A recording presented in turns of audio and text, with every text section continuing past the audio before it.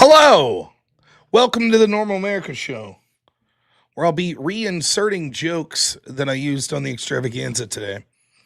I have diligently prepared a fantastic show for you today using the utmost research and consideration. I'm just kidding, April Fools. I've been very busy today, and unfortunately, I missed a lot of key things. Maybe we'll cover them together here.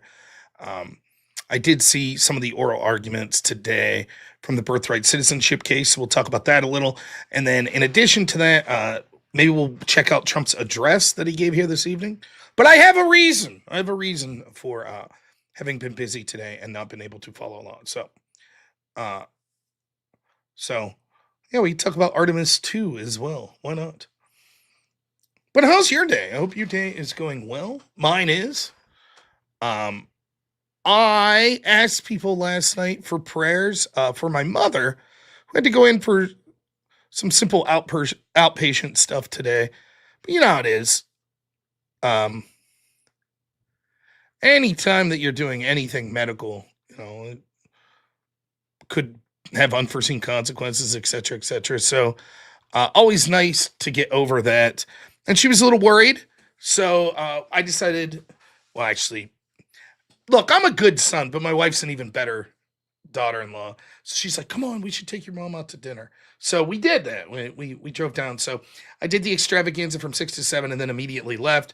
About a 45-minute drive to meet up with my parents, had dinner. So I literally just got back in the house. Now, what I did see at dinner was the Boston Celtics put up 50 points in the first quarter of their game against the Heat. I don't follow the NBA, but a little graphic came up and said that was the most points since 1970. So that means nothing to me, but that's what was on TV. So I wasn't really paying attention, even if they would have had Trump's speech on. So maybe we'll cover Trump's speech. We'll look at that together. But yeah, so I didn't do had a lot of stuff going on today. Nothing bad though. Everything good. Everything was good for my mother, and I'm glad and thankful that you all sent prayers. So I am doing well.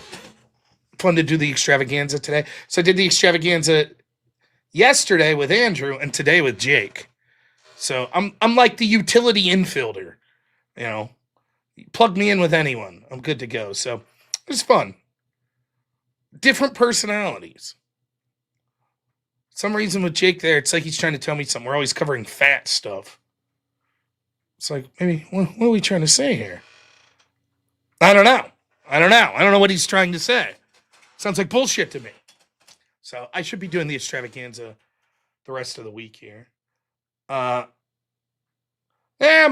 Rams, who you see there, is my brother in real life. He was at dinner with me. He could verify my appearance at dinner. So that's where I was. April Fool's Days, of course. I hate it. I'm now to the point, I'm 41 years old. A lot of things that happen in culture now, I'm too old to understand. 41, and I'm already completely clueless. So let me just give you a couple examples. By the way, my debate coach, who was 10 years older than me, he's one of the people that really I looked up to. I remember him telling me I would have been like 20 and he was 30, and he's like, fuck, I feel like I'm getting too old to get these like cultural references, and I laughed at him. Now I'm 41 and I'm completely confused. The couple things that I've seen. First off, I use X pretty much as the only social media I use. Yesterday, I saw people reposting. I'm not sure if this was April Fool's or what, but they're reposting over and over different athletes, particularly basketball athletes, that are saying, if you're going to fire this Ivy guy, then fire me too. And then I was like, well, it's a lot I didn't click on it. And I just saw, wow, there's a lot of athletes. If you didn't follow that story, we talked about it in the extravaganza yesterday, where it was like this player for the Chicago Bulls, his last name was Ivy, basically put a post out saying that, Pride Month is gross, or celebrating Pride's gross. It's a sin. And so he was let go from the team for that. And so then all of a sudden it's like, well, all these athletes. And then just on a whim, I clicked one of them. And no, the athletes aren't saying that whatsoever. And so I was like, oh, it must be some viral thing that's trying to put pressure. But then today, all over X, I saw all over it was you can't repost videos now. Probably 70 times I saw people say that. Can't repost videos. Now, I don't know if that's true or not. I didn't try, nor is that something I normally do all that much. But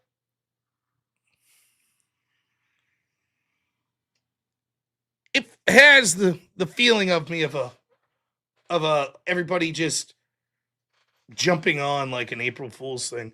And then just the amount of just bullshit headlines that you see today. This actor died. April Fools. Wow, good one. Trump said the war's over. April Fools. Whoa, you did it. It's just stupid.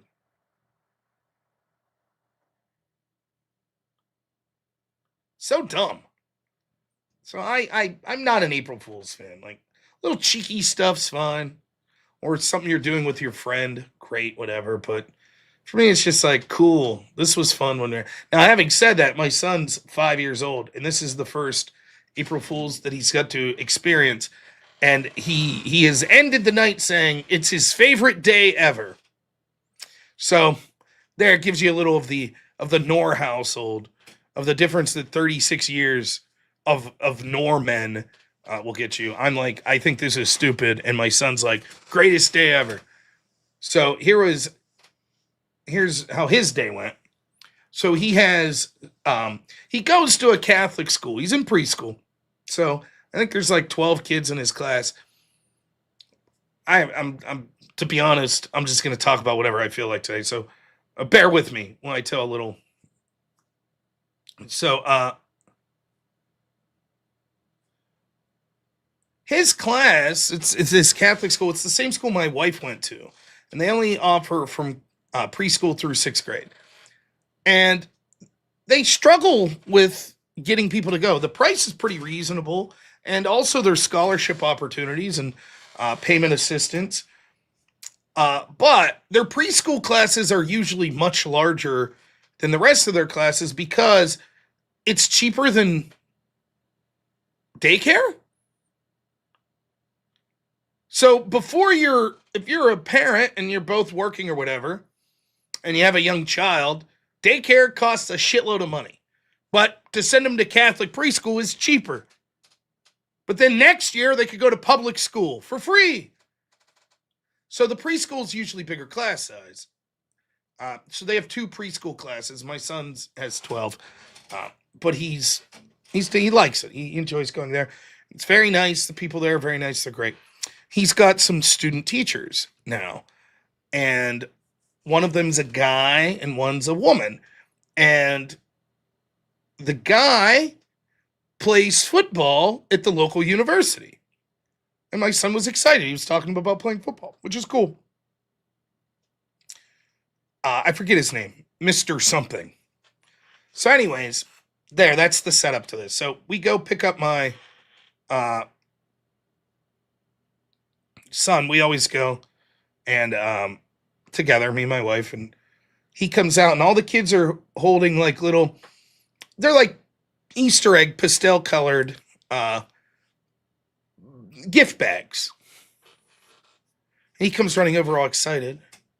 And I was like, hey man, what's up? What's in your bag? And he's like, can I show you? And I was like, well, let's get to the car first. And so we start walking towards the car and he can't wait. This guy is, it's like he's not even walking. He's floating on air. And he's like, you have to see. And I was like, okay. And he's like, we got brownies at class. Now, listen, I myself been known to eat a brownie here and there. I was like, oh, cool, man. He says, yeah, Mr. So-and-so got us brownies. And I was like, okay. He goes, go ahead and look, Dad. I'm like, okay, great. So I open up the bag and I pull out, and it was brownies, What it was construction paper that was brown cut into the letter E. You get it? Brown E's. You get it? And my son was like, that's the funniest thing. He was so pleased. So pleased. And the coolest thing about it was he's just like talking about it, and his student teacher happened to be walking through the parking lot to get to his vehicle. And you could tell that guy just had a smile like ear to ear, like, he's probably some 21-year-old guy, that's like, he plays football, is like, whatever, I'm an ed major, whatever. I do a block for a month with these kids. And he probably came up with this with his frat friends, last night. Was like, I'll just cut some. And it hit, man. That guy's joke hit. And you could tell he was so pleased that he was just like, all right, that kid got it. He was pleased. So then when we went and we were going to visit my mom for dinner, Hank's like, we got to play a joke. Let's get our brownies. Let's do brownies. So he did the same thing to her, and she was pleased as well. And both my son and the student teacher actually then had real brownies to give to. Those like cosmic brownies. So my son got one of those from his teacher, and then we gave one to my mom. So he was so pleased. And then the whole time we're in the car, it's so funny for a kid that age. It's so funny, like how he's telegraphing. He's like, I'd never play an April Fool's trick on you, Mom and Dad. And we're like, uh-huh. And he's finding his, he's not up to Norm Macdonald levels of humor yet. He's still finding his comedian's voice.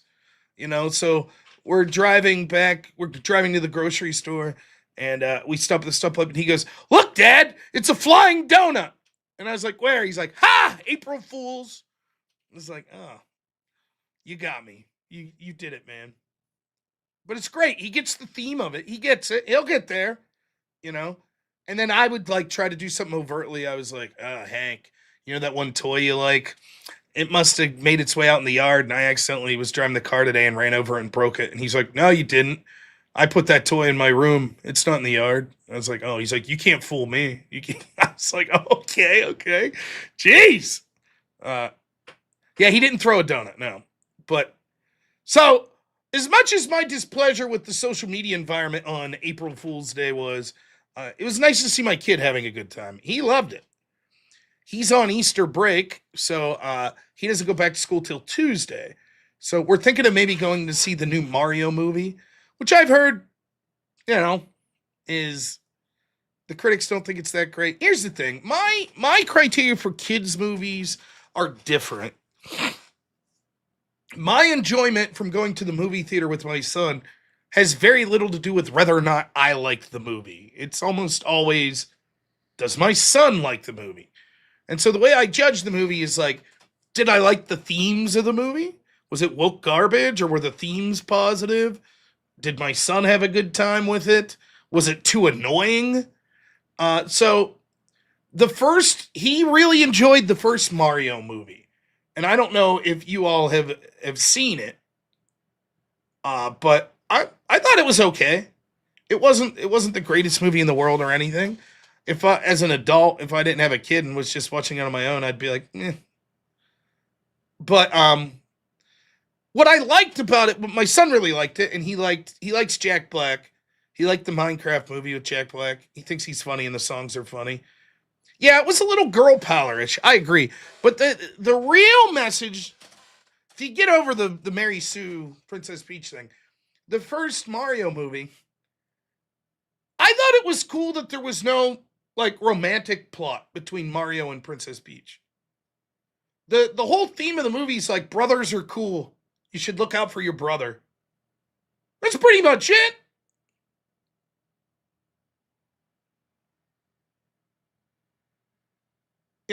I liked it. I was like, yeah, that's cool. That's a good message. Dude loses his brother and he's willing to fight this interdimensional dragon. And then they meet up and they beat the bad guy together. Sounds good. Lego Batman I've never seen. I've heard good things about it though. And then I remember we went into another movie I liked, even though it starred someone I'm not the biggest fan of, Have you seen the movie Dogman?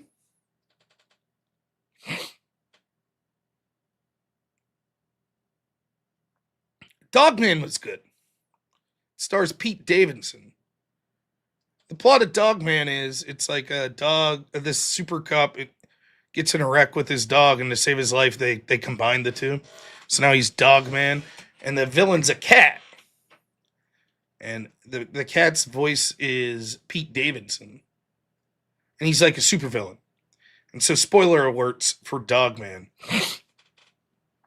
The cat, I forget his name, but the villain, he's like a mad scientist. So he's creating things. And he clones himself. But they treat the clone just like it's his kid. And he's like, he's like real surly. And then you later find out that the reason that the bad guy's a bad guy is because his dad like abandoned him. It's not like too heavy. It's really, and then his dad comes back into life and he's like, hey, Dad. He's supposed to be his hardened villain, but you can tell he likes his dad. And Dad hangs around for a bit and then screws him over and leaves. And so then by the end of the movie, the villain ends up realizing not to be a villain anymore and be a good guy because being a dad is cool. You should be a dad. And I was like, it's not a bad message for all the woke shit out there. I'm not going to say there's not. I'm not a Pete Davidson fan, but he did just fine in this movie. You don't see him. You just hear his voice. And you might not even know it was him if you didn't. Yeah, I mean, maybe the guys lived up for that production without knowing much about the actors involved or the writer or the rest of the books. The idea that, there's a kid's movie out there that's just like, dads are cool. You should be a dad. That's pretty cool. That's the most important thing. I was like, yeah. So I saw that, and then the Mario movie was after that, and I was like, brothers are cool. I was like, yeah, brothers are cool. Those are messages I can get behind. Sure. So.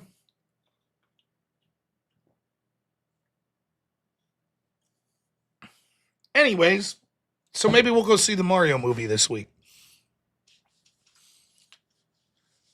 I'm hoping, it's just not super woke or anything.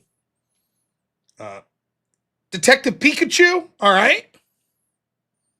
Yeah, we'll check that out. My son's also getting a little older now. He's a big dinosaur guy. Where's Blasterbot? My son loves dinosaurs. And I've really, really, really held back on watching Jurassic Park with him because he can still get frightened at things. Like, he could watch a cartoon with dinosaurs chomping at people. But, the original Jurassic Park, man, great movie. But the scene with the T-Rex with, like, the kids when they're in, like, that bus or car or whatever, pretty scary if you're a little guy, I think. I mean, that ain't no joke. That T-Rex, pretty menacing. So I think this weekend I might try it. I think I might try to be like, let's try to watch Jurassic Park. Yes, he does like the Goofy movie, and I agree. That's a good father-son movie. Yep. Yeah, the raptor's eating the guy. Yeah, there's some scary shit in that. You don't think of it as an adult, right? But, like, to be a younger kid and watch Jurassic Park, the original, it's like, there's some menacing shit going on in that movie. People are getting tore up, And it's realistic looking. That's, I think,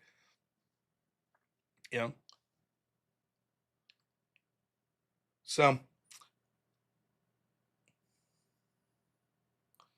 Oh, man, Hellstorm. I'll have to check that out. So we will talk a little about that, too, though.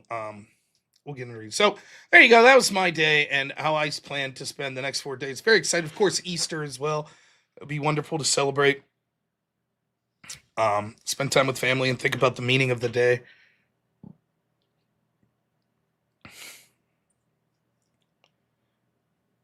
Land of the Lost, a better starter? Maybe, yes.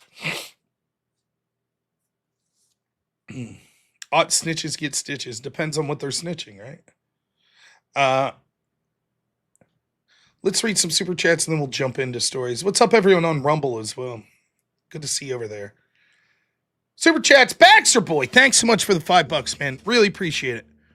AJ Noakes, what's up? $5 says normal day for me, April 1st. I don't believe in shit. I don't believe shit online. Gen X mentalities, I suppose. Yeah, I just don't get it. Like there'll be like memes or shit that I'm just at a loss for now. Like the culture is passing me by. So like some of the April Fool's shit, I'm like, I don't get it. Another thing, I know I'm not the first person to say this, but I notice this on X. I don't use Facebook. I don't use Instagram. I have accounts. I never use them. So X, that's as far as I know, social media really. Um, I'm so annoyed by the vague post. Like you'll just see someone, and sometimes it's even people that I enjoy reading their stuff, even if I don't agree with it, and they'll just put something like that. Well, that's the beginning of the end. What? What is? And I have to find myself physically telling myself, don't fucking click that, because my reaction at least is like, what are they talking about? So I click it, and then I start scrolling down, and everyone's like, what are you talking about? And there's it. There's no more fucking. And then you're like, oh, it's just bullshit clickbait. That's what it is. Or they'll do this. What do you notice in this picture? And it'll just be like a picture of a man and wife like looking into a forest. And you're like, I don't know. What? Is there something to notice? Such bullshit. And then I have to remind myself, like, oh, this is just all clickbait bullshit. I'm very bad at that. Even coming up with like clickbaity titles for my video. Notice my title tonight. Insert interesting topic and title. That's how much effort I put into it. Right? I'm like, oh, I have something to say. I'm going to go to X and say it. Or I have a joke or something like that. And then you see this shit and it's like, oh, you worthless sacks of shit. You know? So I've started like making a mental note, like, okay, this guy sucks that does this. So yeah, I don't get it. I'm out of the loop for a lot of this shit. Hellstorm, $5. Why won't you address the fact you finally lost a debate to Destiny last night? Did I?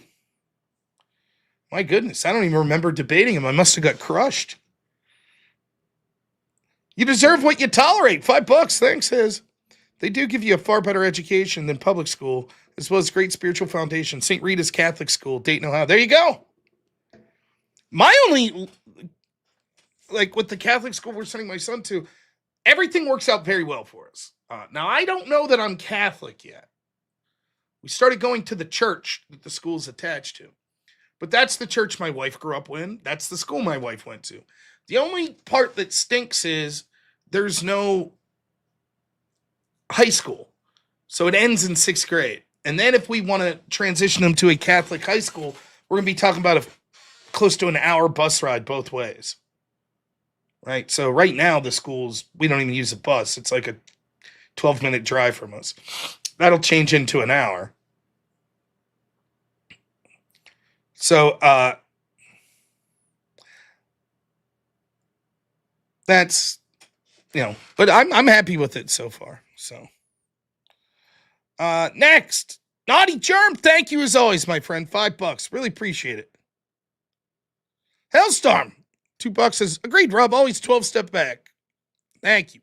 And then for another 10 cents, should we cover how Justice Alito referenced the N-word in the Anchor Baby oral arguments debate? Ryan covered it. Can't believe he didn't message you. I didn't hear that. I saw a lot of the oral arguments. I didn't see that. Reference the N-word, huh? Nostalgia? For a time when our country wasn't being inundated with immigrants. Johnny McVito, $10 says, because you're worth it and more, Rob. God bless. And being a dad is great. You are correct. Thank you, man. Thank you so much. Yeah, it's the best thing that's ever happened to me. Being a husband and being a father is the best thing that's ever happened to me. For real. It's really is amazing. I'm lucky I met my wife. She's amazing. Drunk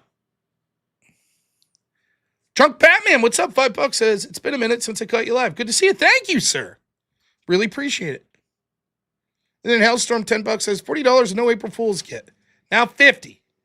Man's just too clever. Now I'm saving for a whip song. Oh. See? Am I missing out on jokes now even? Who knows? Am I pretending? Who knows? Nah, man, I kind of live in the sticks. Someone generously the other day offered to, like, was like, hey, we'll pick up dinner. We'll send you a DoorDash. I was like, my community doesn't do that as far as I know. It's, I mean, I'm not like in the woods, but it's a small community. It's wonderful. There's nothing better than living in a rural area. I would do it for a huge amount of money if I had, like, for a career or something. If I had to move closer to a city, I would, I guess, for my family. But man, this is it. If Elon Musk would just be like, here, Rob, here's $500 million, do what you want. I would have a different house, but it wouldn't be extravagant probably. And it would be in an area like where I'm at. Just sort of rural area. And I would buy an RV and travel a lot. So, all right. Let's start with Birthright citizenship case. Now, I'm not going to cover it a lot. And the reason for that is because we've already covered this a lot on Law and Order, me with attorney Ryan Mullally. And I assume when we do our next episode, we are going to heavily cover it again. And I know Ryan did an amazing job covering this morning the oral argument, so I'm not going to go too deep into it. What I will say is this. There were a couple of highlights, including Ketanji Brown Jackson with one of the greatest implications I've ever seen. I think I have the audio here. I'll just play it. It's embrace yourself. It's just...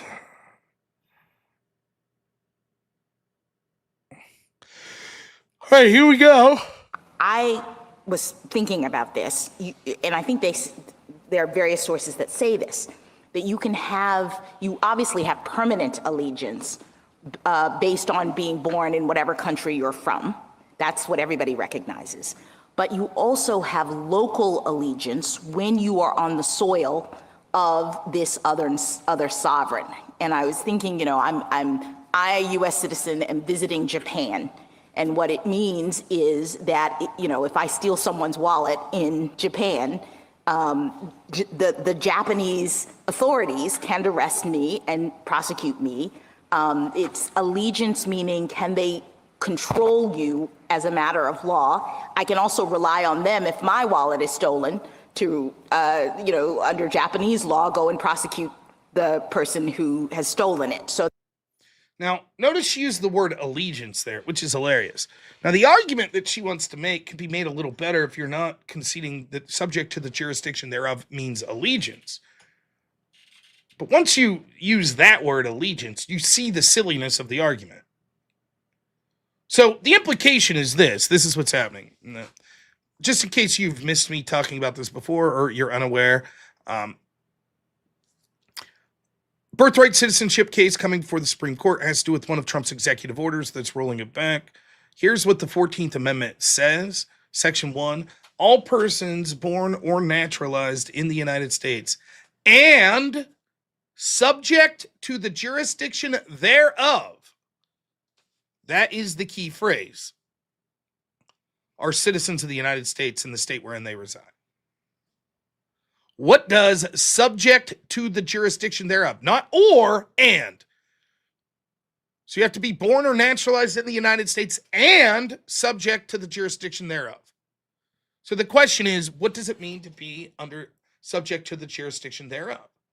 Now there's basically, and I'm way oversimplifying this, but there's basically three schools of thought of what that could mean. What does it mean to be subject to the jurisdiction thereof?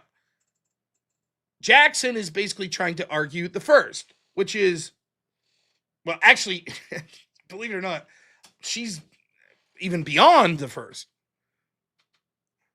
Before we get to Jackson, I'll say this. There's one, that just means anyone that's born here.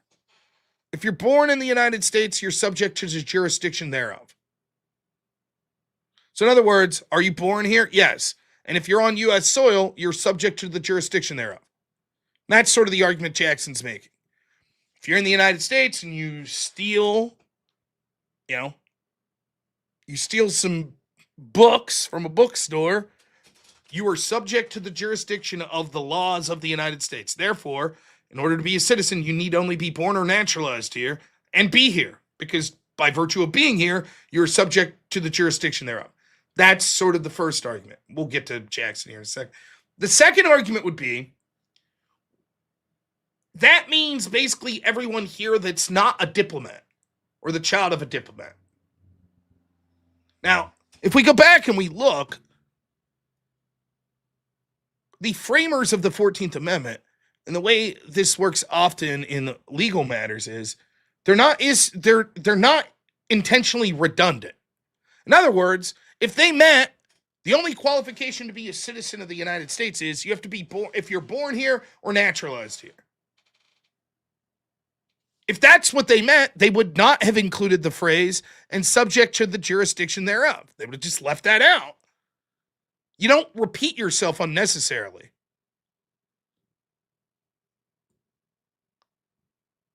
So they say, well, what that means is that is to exclude the children of diplomats. So, for example, say we have a big climate meeting and President Xi comes over with the Chinese delegation and he brings his wife. And his wife, while they're here, has a premature birth. Their baby's born at 8 months. Is President Xi's child a citizen of the United States? No, because as a diplomat, you're not subject to the jurisdiction thereof, the United States. You're basically here as a guest, a diplomatic guest. So that's the second reading of that. The third reading of it, and I'd never heard this until I saw Ryan Mullally argue this, is that subject to the jurisdiction thereof basically means you owe no allegiance to any other country. And he puts it as this. Imagine around the time this was written, circa around the Civil War. Could you be drafted? So let's say I'm a French citizen, but I came to the United States and I'm farming in South Carolina. And the Civil War starts up, or let's say New York. The Civil War starts up and the U.S. government's like, hey, we're drafting you there, Jacques. You're drafted. And I'm like, nah, bullshit, man. You can't draft me. I'm French. Well, then I'm not subject to the jurisdiction thereof. I'm a citizen of another country. I have an allegiance to another country, etc. And Ryan outlined some of the arguments that you heard in oral arguments today, where it's very persuasive that members of the government back then had cases come up where someone would say, I was born until I was 6 months old. I was born in the United States by my Irish parents. They were there for 3 years. I was born in the United States, was there 6 months, traveled back by boat to Ireland. Now I'm 34. I'd like to be an American citizen. And the executive branch was like, no. Even after the 14th Amendment, like, nope. You don't qualify as an American. But I was born there. Yes, but you're not subject to the jurisdiction thereof. That's the argument. Now, it sounded to me like the side arguing against the Trump administration is arguing for like position 2. Yeah, diplomats don't count. That's what this phrase is about. It excludes, it's not a redundant phrase. It's necessary because it excludes a certain category of people. Happens to be a very small category of people, but those are children of diplomats, etc. And the Trump administration is going to argue for scenario 3. But Ketanji Brown Jackson seems to literally be paying lip service to one of the more dumber interpretations I have of number 1. And so the idea of the term allegiance, again, notice that allegiance isn't, I'm going to guess here because I didn't listen to all the oral arguments, but you notice the term allegiance isn't there.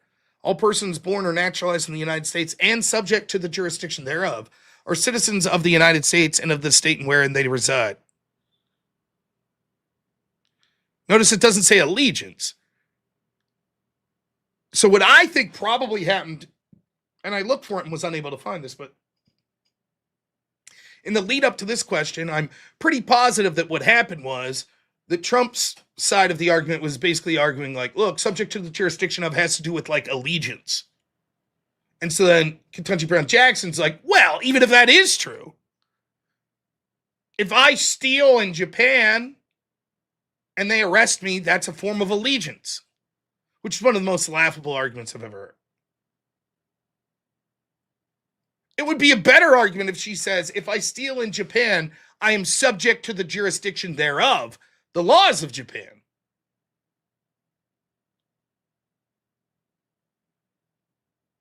But the Trump side of the case is arguing, yeah, but that's not what subject to the jurisdiction thereof means. It doesn't just mean if you break a law there, they can arrest you. It means more than that. That's why even with this phrase and this language and this amendment, it was interpreted differently at the time it was written. But just the insanity of thinking like, oh, well, I have allegiance to the Japanese government if I steal. And then this was, I thought this was an all-timer.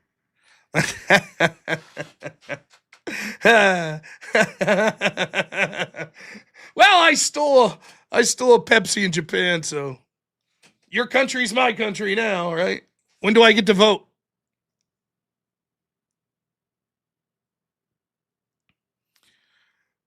Now, the popular consensus, and one in which I agree with, after listening to a reasonable portion of today's oral argument, actually, that's not fair to say. I probably listened to 15 to 20 minutes, so that's not reasonable.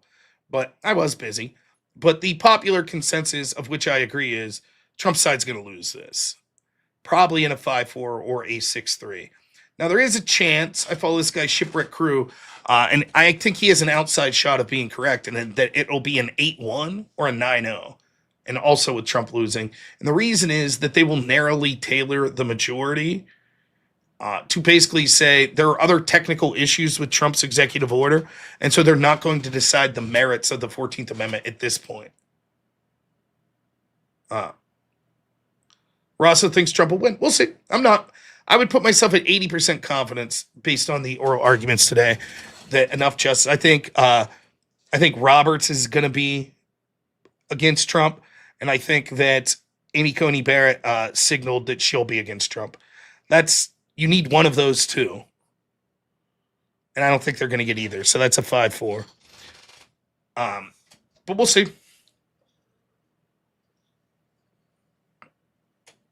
I think the important thing to say, and I saw Jesse Kelly say this today, so one of the problems with, I'll have thoughts in my head, but then I'll scour social media and media, etc., and then someone will articulate also what I said, but they put it down in writing before me. So I always try to give credit when I can. Now, this is a thought that I had before I saw Jesse Kelly have it, but it's absolutely true. In fact, let me just see if I'll just play the clip. And that is what Jesse Kelly's basically saying is everybody knows it's bullshit. We all know that it's bullshit. 2.5 minute clip, but I'll play it for you. He puts it very well. Birthright citizenship has been abused by foreign countries for years and years and years and years and years and years and years. They just cross the border. They'll sneak across the border. A woman who's about to pop, she's about to have her baby, will slip across the border in the middle of the night and run up to border patrol and say, "Hola, ¿cómo estás?" Buenas tardes. And they have to take her to an American hospital where she will have her baby, and that baby is an American citizen immediately. Birth certificate, social security number, all the rights that you have as a citizen. China, and we'll get to this in a few moments, China has companies to the tune of like 500 of them set up, and their whole thing is, we will get you, Chinese citizen, to America to have your baby. Once you have it, you come back home with the baby.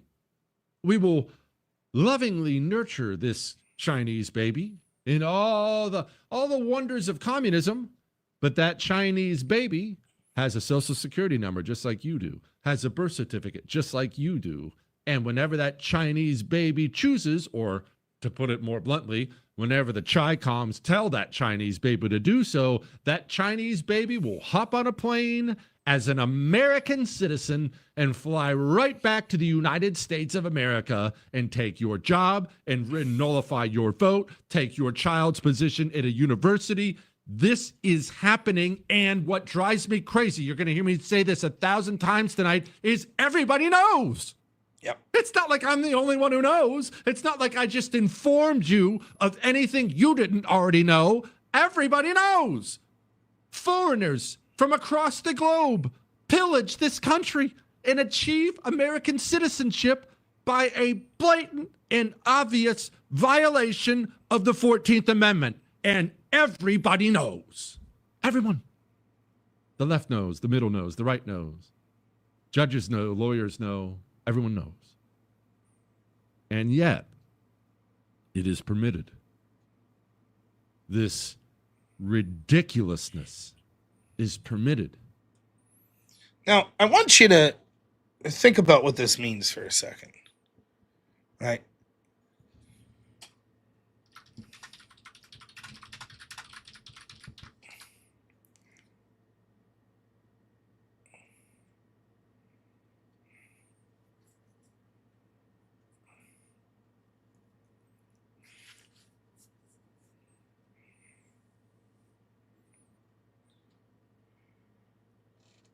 If the court would rule, based on the merits of the 14th Amendment, that this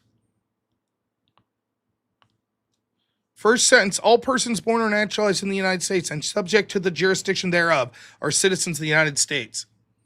If they say that means, quite simply, if you're not the child of a diplomat and you're born here, whether it be a legal parent, an illegal, or, someone who's just a tourist, even if you intentionally are a citizen of a hostile country to the United States, such as North Korea.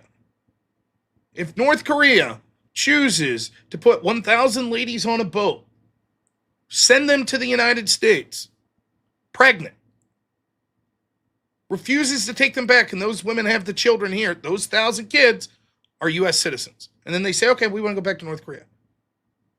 And if they do that thousands of times, China does it, Russia does it, any country in the world, doesn't matter, intentionally, and say, we're doing this to subvert you. We're absolutely doing this because we're going to bring these people home and then train them to love our country and hate yours. And then once they're 18, they're going to come and they're going to mass vote.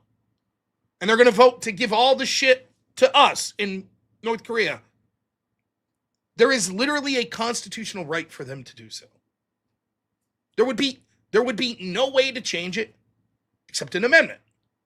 In other words, if Congress would get off their ass, which they won't anyways, but if they would and try to pass a law to outlaw birth tourism, the Supreme Court would rule that law unconstitutional. They would say, no, you can't do that. There shall be no laws passed. No state shall make or enforce any law which shall abridge the privileges or immunities of citizens of the United States.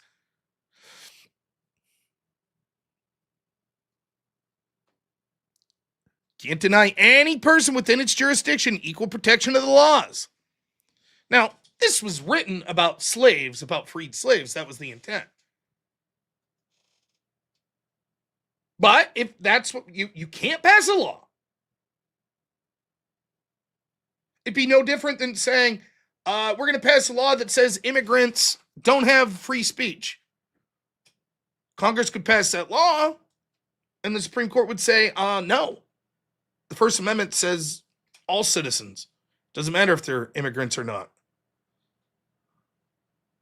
Now, in order to pass an amendment, everybody knows that there's the first criteria is to get the proposal out there. You need 2/3 in the House and the Senate, which is impossible. You ain't going to get 67 senators to agree on anything. Or you could have a constitutional convention, which we should have, but will be near impossible, which is 2/3 of state legislators. It's never been done. Then you'd need 3/4 of the states, which would be 38, to sign off on the proposal.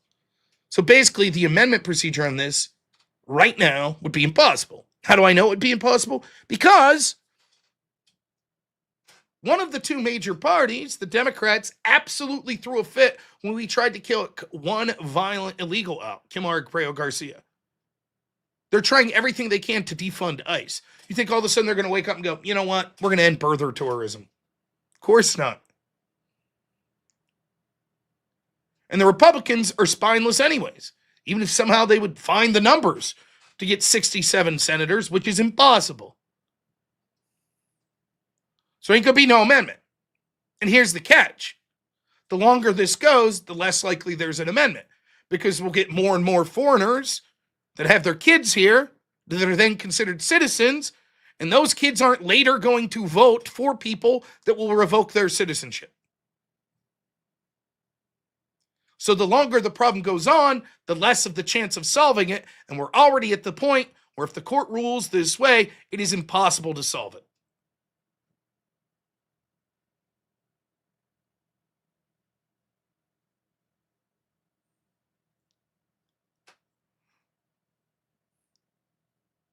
That's it.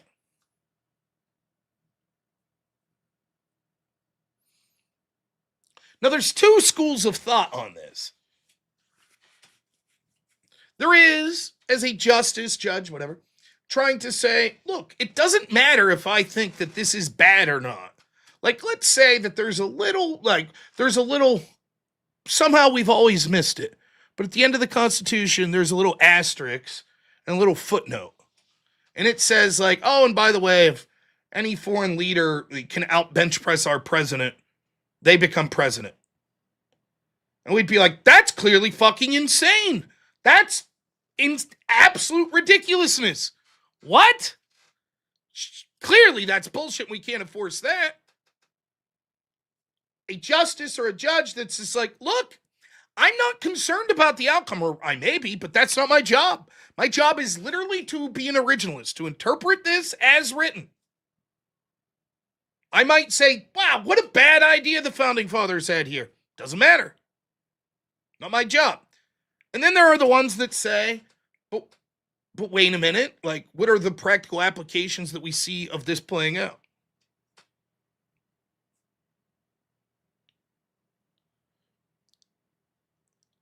Of course, there's a third option that kind of relates with the second one, which is I'm a fucking partisan hack and I'll just vote for whatever my side benefits from, which is what so many of the Democrat justices are, particularly Ketanji Brown's Jackson. Sotomayor, not much work. Better. So you end up with this situation where it's like the conservative justices are just going to be like, well, I happen to agree with Ryan that I think the originalist intent was not to allow these sorts of things the way it was written. But I don't think that's how they're going to roll. And I think Jesse Kelly's absolutely right there. The problem is everybody knows the game. It's only the thinnest veil of bullshit. Like, you know, the old Solzhenitsyn. They know they're lying. We know they're lying. They know we know they're lying. And still they lie. They want all of these immigrants. They want it. They think that's great. They want to displace the local populations. It's exactly what they want. It wasn't an accident that under the Biden administration, tens of millions of illegals came in. It was the purpose. Then, when they saw that the American people were pissed about it in an election year, they pretended to be like, oh yeah, that's bad. But it's unfortunate they're here, so we're not going to allow you to do anything to deport those people.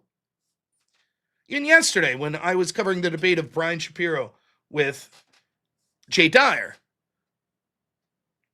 they have somehow won thus far, at least in the majority of the public discourse, this narrative of, but we only want to get rid of the violent ones. No, all of them. They've all broken the law. Goodbye.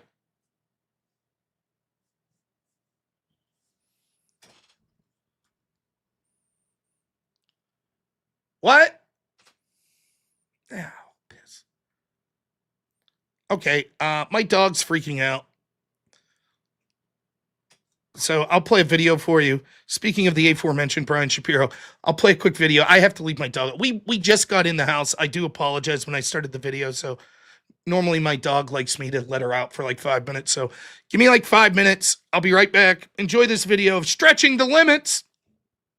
I just can't get over how cool, smart, articulate, charismatic, and just damn right likable Brian Shapiro is. And for him to have graced my show with his presence so many times, I can't tell you how much of an influence it's starting to have on me. So I just want to take a minute, everyone. I want you to take a minute and look at that. That's what a real man is. That's what we should all aspire to. That's what a real political commentator looks like. And so I've been thinking, I've really been trying to get my life in order. And I was like, should I go to church more? Should I read more? Should I start working out? But then I realized what the key to success is. And so, ladies and gentlemen, inspired by a great friend of the show, Brian Shapiro, Rob. Now, Rob. I'm a syndicated radio host.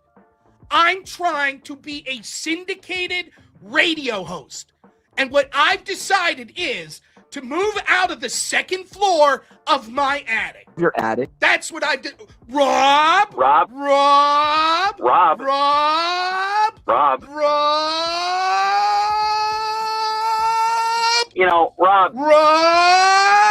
And I've realized people like me. You know what it's called? Respect. Got something to do with respect. That's what it's called. Respect. People respect me. Respect. I was on Tim Pool's show the other day. All the people are there talking to me. Want to know why? A little something called respect. Show me your penis. Show me your penis. Respect. Respect. A little something called respect. You understand? You people are all in your second floor of your attic and doing what? Keep doing what you're doing on the second floor of your attic, my friend. Your wives probably don't even have sex with you. Now, I get mine. Trust me. It's called respect. Got something to do with respect. I have a syndicated radio show. You're nobodies. You people are nobodies. You're nobodies. All you are, PDF supporters. That's it. Take your shirt off. Take your shirt. Let me see your penis. Show your penis, Rob. Yeah. You know what you're probably not good at? Eating a salad. Why is that, Rob? Rob. Rob. Not good. Rob. You're not good at that. Come on, Rob. People respect me. Michael Knowles knows who I am. Jack Posobiec knows who I am. Michael Knowles. And you're just fucking nobody wannabes with normal America. You're morons. You're Crucible supporter. Nobodies. Not like me. I have a syndicated radio. 500,000 people a day watch me. Now, another thing, Rob. I'm a radio host, okay? 500,000 people a day. Second floor of your attic. Rob. Come on, Rob. 2 million people a day watch me on my radio show. It's syndicated. It's a syndicated radio show. I'm a radio host. You people are so fucking stupid. You're so stupid. You believe in some invisible sky daddy, but then you want to see actual proof of Trump committing crimes? Rob. While you're in your second floor attic? Your attic. Show me your penis. Show your penis. So people respect me. I go to the grocery store with my girlfriend. Did I tell you I have a girlfriend? I have a girlfriend. What gets me the most is how you people talk about women. How you think it's cool, like Trump, how you talk about women. That's what gets me the most. And you fucking conservative bitches, you sluts, you women in the movement, you bitches and sluts. How much you have to drink to have sex with your husband?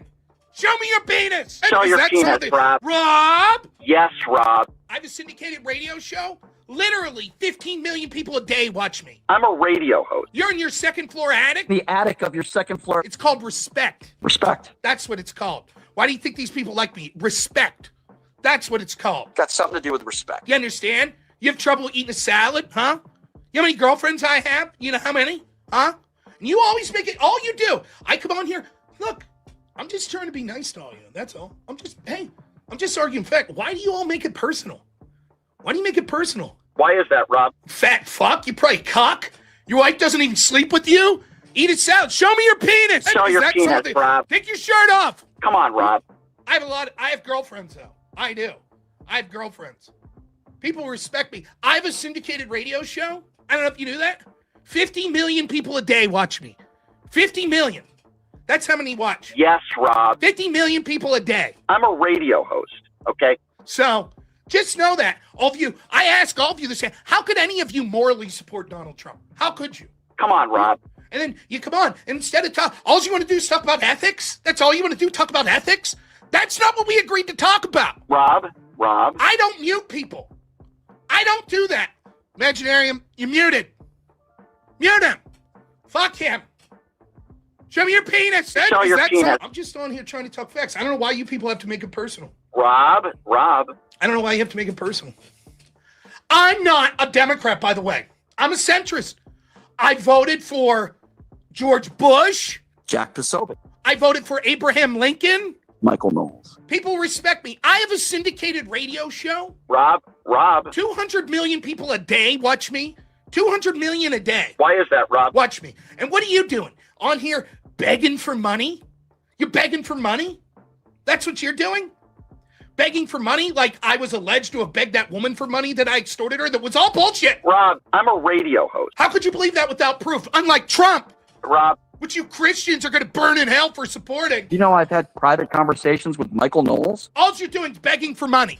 That's it. And you're second floor addicts. in the second floor of your attic. You're all just a bunch of small dick. Trump's supposed. Show me your penis. Show your penis, Rob. Show me. Come on, Rob. Show me your penis. Penis. So that's it. Hey, I'll keep calling back into the show here. I know you all love me. Got something to do with respect. I know you love me. It's called respect. It's a little thing. It's a little thing called respect. People respect that, Rob. You wouldn't know about that. You wouldn't know about respect. Michael Knowles respects me. Michael Knowles. Jack Posobiec. I interviewed RFK.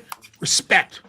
Why do they call me if it's not about respect? Huh? Got something to do with respect. How many drinks you have to have sex with your husband? Huh? Show me your penis. Show your penis, something? Rob. Why do you treat women like that? Why do you make it personal? Why is that, Rob? I gotta go. I gotta get ready. I actually have a show I'm preparing tomorrow. I have a syndicated radio show. Now, another thing, Rob. I'm a radio host. 500 million people a day watch me. 500 million. You're nobodies. Who are you? You're nobodies. This is the last you ever hear from me. The last you ever hear from me. Right? You're nobodies. Yes, Rob. You always make it personally. My friend Don Lemon's going to be calling in tomorrow. My good friend Don Lemon. Yeah. Now, another thing. It's called respect. Okay? You wouldn't know that in your second floor attic. You wouldn't know. Take your shirt off. Rob. You wouldn't know. You wouldn't know about it. Yes, Rob. Right? You wouldn't know. Rob. So I got to go. I got to get ready. Rob. It's a syndicated radio show. 1 billion people a day watch. 1 billion. 1 billion a day. Who are you? You're a fucking nobody. You're nobody. Your wife probably doesn't have sex with you. You're nobody. Man, I got to say, I feel amazing, you know, just putting on that hat and glasses, the power, man, that Brian Shapiro guy, man, he's amazing. That guy's amazing. He's right. I need to get out of this second floor attic. Man, the respect, people have this respect for him. And you know, what gets me is how he just wants what's best for all of us. You know, he doesn't make it personal. He don't do that. And he's so well respected. I don't know if you got that. He is so well respected. Show your penis, Rob.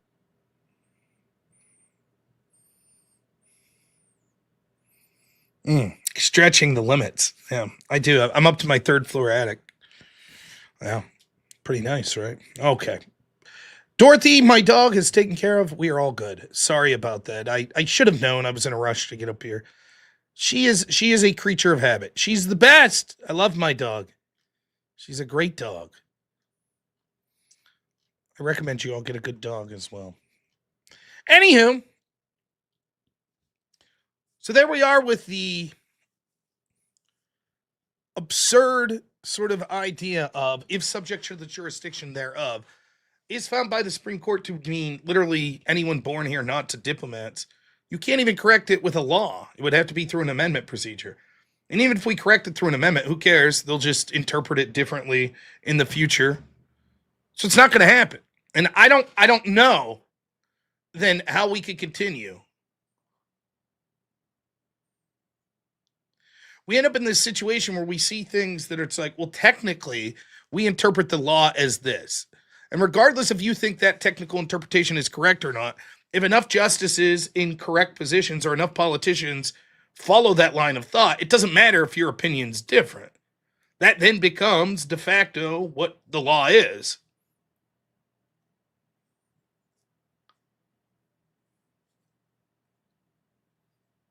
So what do?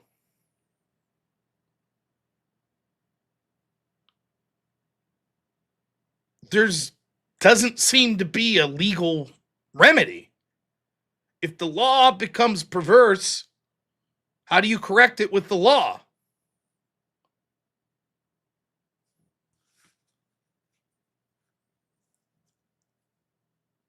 So it's definitely a concern. Some super chats real quick. I thank you all, by the way. Isley Robert, thank you so much. $5 says my son's Christian school is also K through 8. He's approaching mid school and wants to do sports in public school. Yeah, that's the options here as well. If your kid wants to do an extracurricular, they go through the public system to do that. But yeah. Jordan Lofgren, $5 says you're bad. Your beard's bad. Chat's bad. Leftists are right. Destiny's sane. Men can be women. Brian Shapiro's better. This is April Fool's. Well, sounded reasonable to me. I was like, oh. Mangozi, $10 over on Rumble. Thank you so much. Says Rob, show us your pianist. Well, get some more super chats in, and I will purchase a pianist. We're offended. You're offended. Thanks for the raid, man. Really appreciate it. Isley Robert again, $5 says, I think Trump will lose because SCOTUS will never make big cultural changes. Yeah, that's a big part of it. Zach Kelpie, $5 says, Amy Coney Barrett has been such a disappointment. Totally agree. Roberts is even worse. Isley Robert, $5 says, the problem with America is it's filled with too many Americans. That's their thought. Hellstorm. $2 says, I don't know what that means, so I'm not going to say it. But thank you. And then we got the Jabroni Big Time. $5 says Shapiro is slow-mo sensual, retorted, and guy. Thank you. T. Jenks, thanks so much, man. $20 says, Rob, I know it's off topic, but how long do you have to see the Buccos play decent baseball before you allow yourself to trust them?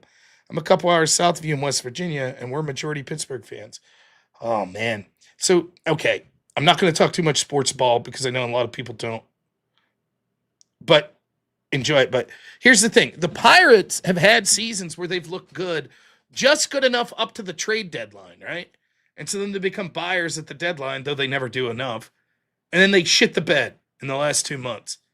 So I'm going to need to see something. I'm going to need to see them in a winning position playing good ball in September before I start to get hope. Even if they look good through August, I'm going to be like, they're going to, I know how it is. Old Joe, $5 says, I am certain that I heard whip songs were $1 each. I'll have 5, please. Yeah. If the day comes where I'm doing whip songs for $1 a piece, I'm just going to walk into the cornfield. You're never going to see me again, so. You heard Andrew accepted the fight versus Brian and then backed out. Oh, my gosh. Brian's tough as a jar of olives, man. Andrew don't want none of that shit. Now, I myself, I know better. How the fuck could a mere mortal like me challenge in any sort of physical competition a syndicated radio host? It's just not possible. How can you compete? I know my place. So, all right, back to the birthright citizenship stuff though. So now what are we looking at currently? Well, this is sort of the current state of things. About birth tourism. It's booming. In 2023, over 300,000 babies were born to unauthorized or legal temporary immigrant mothers. Add that in total. It's 9% of the U.S. births in that given year. When we look at how that shakes out over time, a clear spike in the number of births to unauthorized immigrant mothers in the United States from 2019 to 2023. That's unprecedented. It's unforeseen. It's undeniable. But Chief Justice Roberts, unconvinced. It certainly wasn't a problem in the 19th century. No, but of course, we're in a new world now, as Justice Alito pointed out to, where 8 billion people are one plane ride away from having a child who's a U.S. citizen. Well, it's a new world. It's the same Constitution. Here's the counterpoint about birth tourism. So if you look at this, now it's not hard to see what that means. 18 years from now, these people will be eligible to vote. Well, that's 2023, so 15 years from now. And if this trend either stays the same or increases, which it's likely to, if we're not, if in fact, it's likely to go way up with the publicity that we'll get, and if the court decides, yep, they have a constitutional right to do it, it's not hard to see how these people will eventually replace an older voter electorate. And we will quickly find ourselves in a position where 10% of the electorate are people that quite literally were born to illegal parents, either birth tourism or illegal parents. How do you think they're going to vote?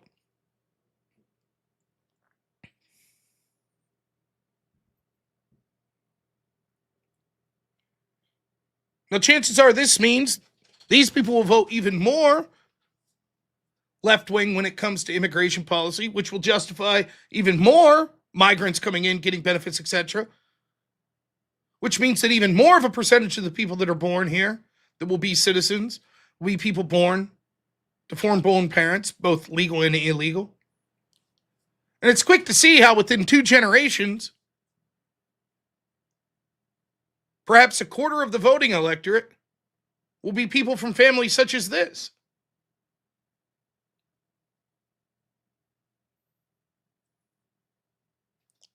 And what they'll tell you is to notice that means you're a racist.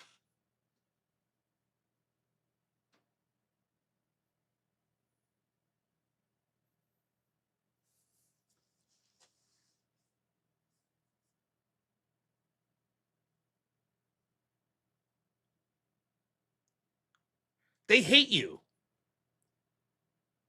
Especially if you're conservative, especially if you're white, especially if you're male, especially if you're Christian, especially if you're conservative. They hate you. The people that run this country hate you. How many times have I repeated this? It is my belief that the agenda of the globalist is to eventually usher in a world without borders so that they have complete control. It is not in their benefit to have individual countries with individual sovereignty that have individual laws. That doesn't help Bill Gates or George Soros or any other billionaire or big corporation, etc. So the first and most crucial step to achieving that dream of a borderless world is to erode national identity.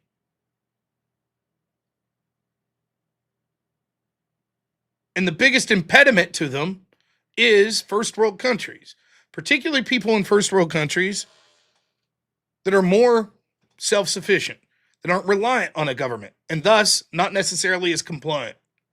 And particularly those people that have pride in their nations of origins, whether it be Irish people in Ireland, British people in the United Kingdom, Spanish people in Spain, Italians in Italy, or Americans.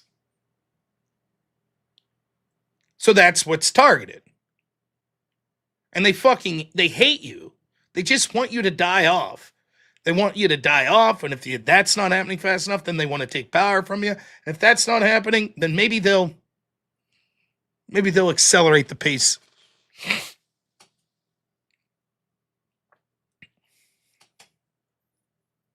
So, if you can't convince enough people, oh, there we go, we got to name them. Ah, the name-ems are back, baby.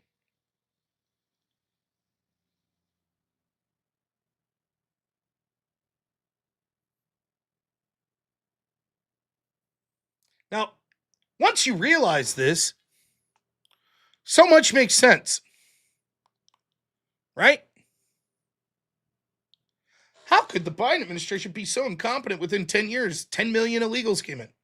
Because it wasn't a matter of incompetence. They're quite incompetent. But they got the result they intended. That's why. But Rob, Why don't these people understand? If they don't cooperate with ICE and let them know when a violent criminal has been arrested by them with an immigration detainer, well, then that makes it less likely that those violent immigrants will be kicked out. Yes, you're right. That's the intent. But Rob, don't they see how this will be exploited, this birth tourism stuff? You can't see how that get out. Yes, that's the intended consequence. That's what they want.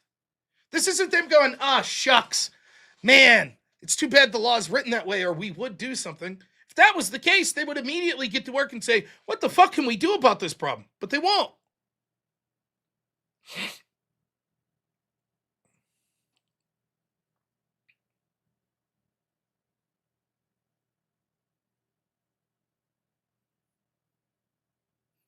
And Jesse Kelly's right. We all know it. We know.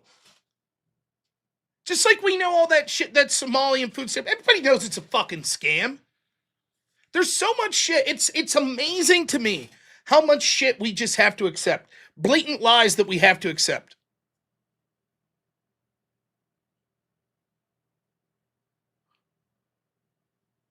For example, I love the people that served our country in our military.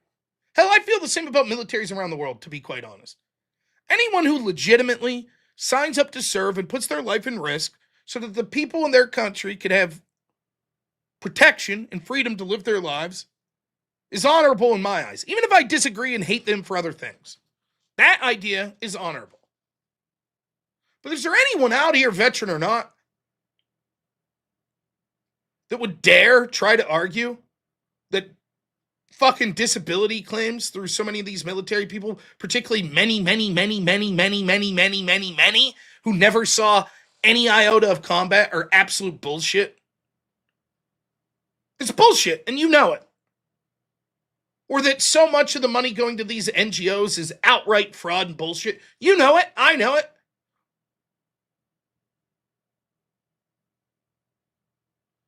It's just laugh. Sometimes you just have to sit back and laugh that we even have to have these arguments. And like, it's funny, and my editor, Black Elk, has a good time clipping when I debate some of these ridiculous lefties, like that Circa guy that I debated there on Christian nationalism a couple weeks ago. And the clips are endless. You can go back and watch just the frustration, the, like,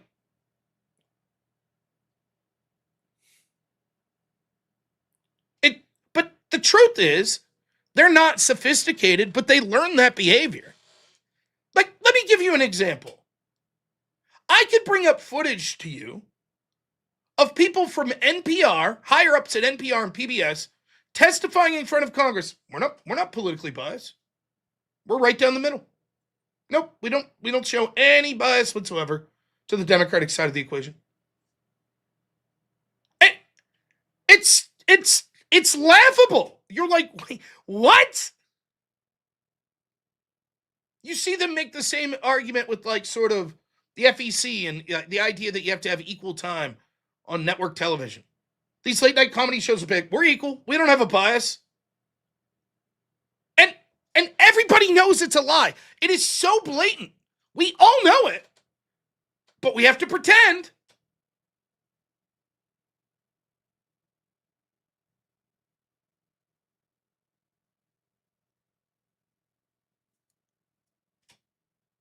The PPP loans, the obvious fraud that was going on. The fucking hospice shit, the obvious fraud. Social Security, obvious fraud. Medicaid fraud. It is fucking laughable. We had enough members in Congress beat their chest and demand transparency with the Epstein files. Great, I'm with you. And yet then they reject voting to release the congressional slush fund that they themselves used when they were accused of sexual improprieties. We all know it's bullshit. We know it. They all stood up and clapped like seals at the State of the Union when Trump said, we're going to end insider trading within Congress. It's you fuckers doing it. We know it. You know it. But they have to put on the show. We know what's going on with illegal immigration. It's easy.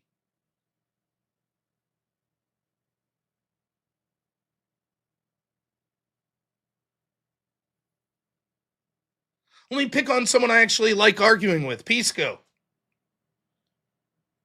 Did you follow long enough?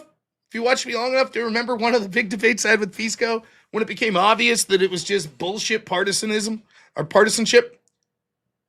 You remember when, was it Abbott? I think it was Governor Abbott, sent a busload of illegals to Martha's Vineyard? Remember that? And it lasted 48 hours. There were about 50 illegals that they sent to Martha's Vineyard. 48 hours. Till they called in the National Guard, I believe it was, and bust them out of there. Now, here's how I put it. I live in a very poor area. Household income in my area is below the national average. It's a beautiful country. Properties are cheaper, don't get me wrong. But people aren't swimming in cash around here. It's not the norm. We're going to be affected by gas prices increasing. Let's just put it that way. And yet, if a bus broke down here, and they had 50 football players, young, hungry guys, I'll guarantee as a community we could come together and put those people up for more than 48 hours, and we wouldn't be feeding them fucking Fruit Loops like Martha's Vineyard was to these fucking immigrants. Now, this is one of the wealthiest communities in our country that calls themselves a sanctuary city. So surely, this is the ideal place for a busload of immigrants to end up. They could be taken care of. It is the wealthiest people with the most means, with the most property, who celebrate these migrants. Everything seems to add up, and yet no, they couldn't handle it for more than 48 hours.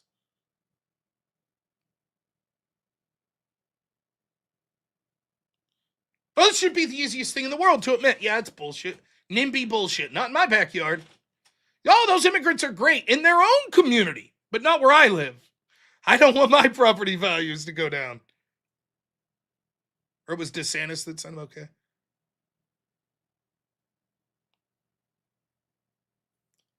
But Pisco couldn't bite that bullet. Well, maybe just because they're wealthy, maybe their budget, the town budget was, maybe they didn't have a surplus with their budget. And, it was the off season. So there weren't a lot of people that were vacationing there. And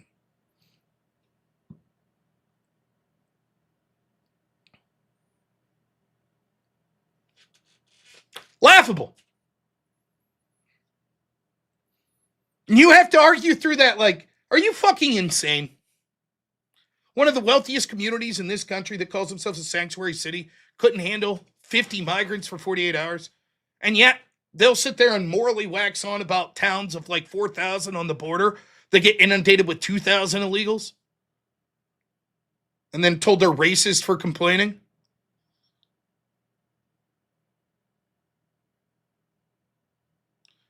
Perhaps an even better example with Pisco is his steadfast admission that none of the attorneys, none of the prosecutors that went after Trump had any political motivation whatsoever.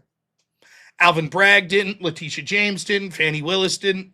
Even, who was it, Fannie Willis, that literally campaigned on prosecuting Trump? Nope, wasn't political. Nope. It's laughable.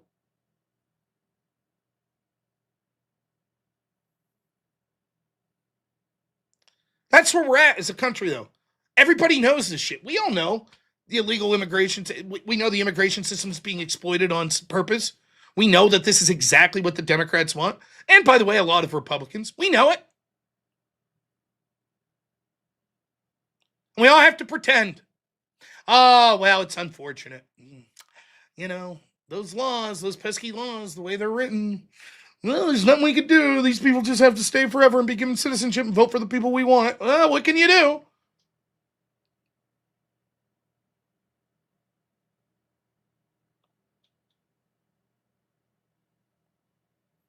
So that's where we find ourselves. And again, the nature of the problem is, as we give more and more rights to more and more migrants and make them citizens and give them voting rights, and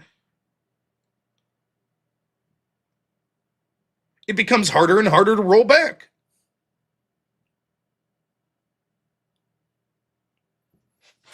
So I am not optimistic that the court will make the right ruling here. I think the best case at this point would be if they narrowly rule and don't really decide on exactly what the 14th Amendment means.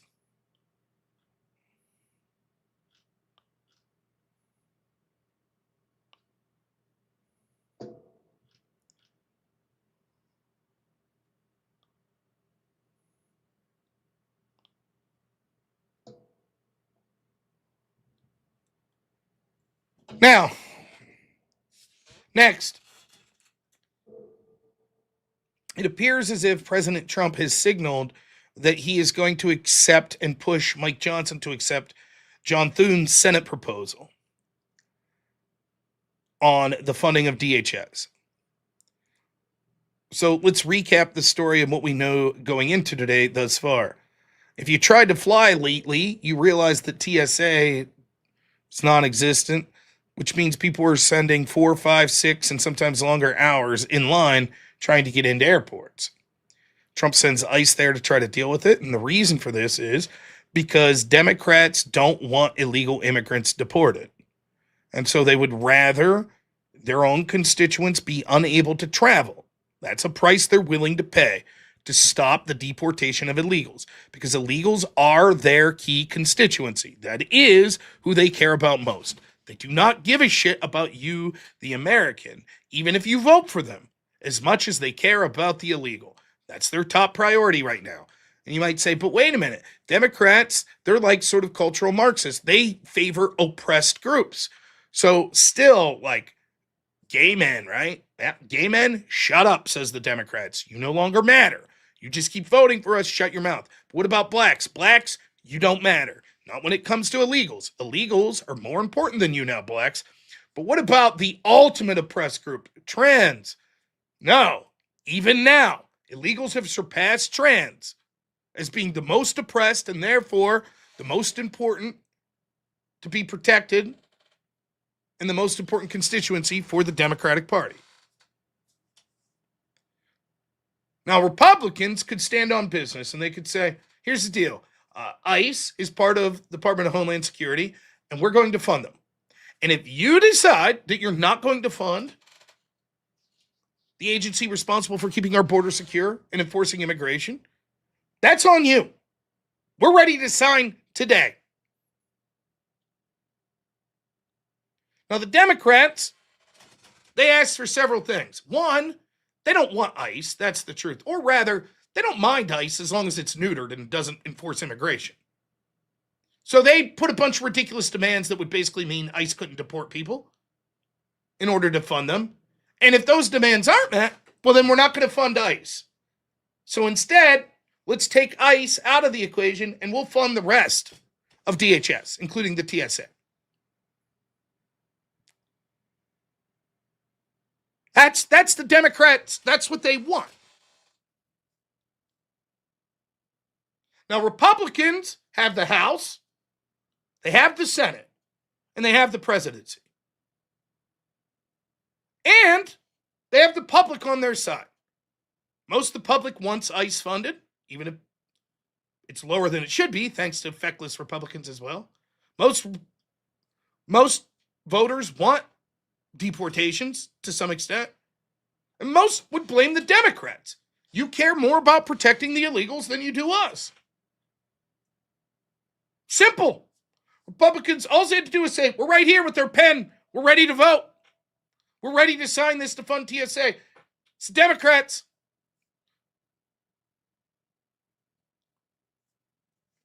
Now, while this is going on, it's 50 days now, I think. John Thune, who's the leader of the Republicans in the Senate, he can't have an end to the blue slip procedure. Blue slips are, if you have states where you have two Democrats, they can hold up any Republican appointees, which they're doing to Trump. Because of norms. He can't end the filibuster because of norms. He can't even force a talking filibuster because of norms. Hell, they're holding pro forma sessions, just gaveling one person in, so Trump can't have recess appointment. You know, norms and all. Now, if you can count on one thing, There's a lot you can say about corruption in our government. You can say they're sellouts, rhinos, uniparty, deep state, blah, blah, blah. But here's the easiest thing to count on. These motherfuckers care more about their own lives than yours. So when it came time for vacation, yeah, let's get the fuck out of here.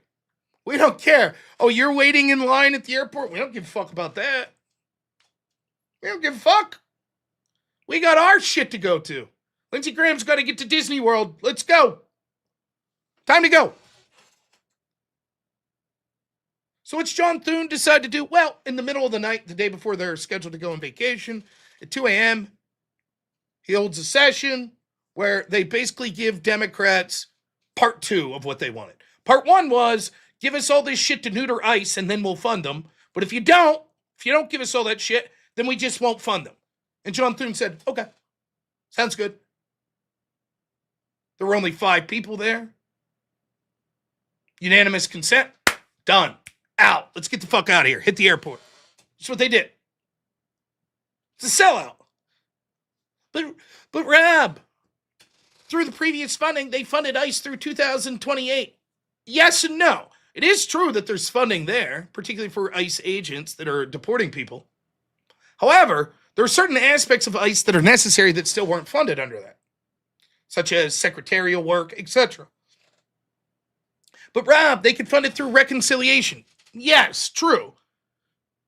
It could take months, and it'll be a very difficult process, but yes, through budget reconciliation, they could do the funding with only 51 votes needed in the future.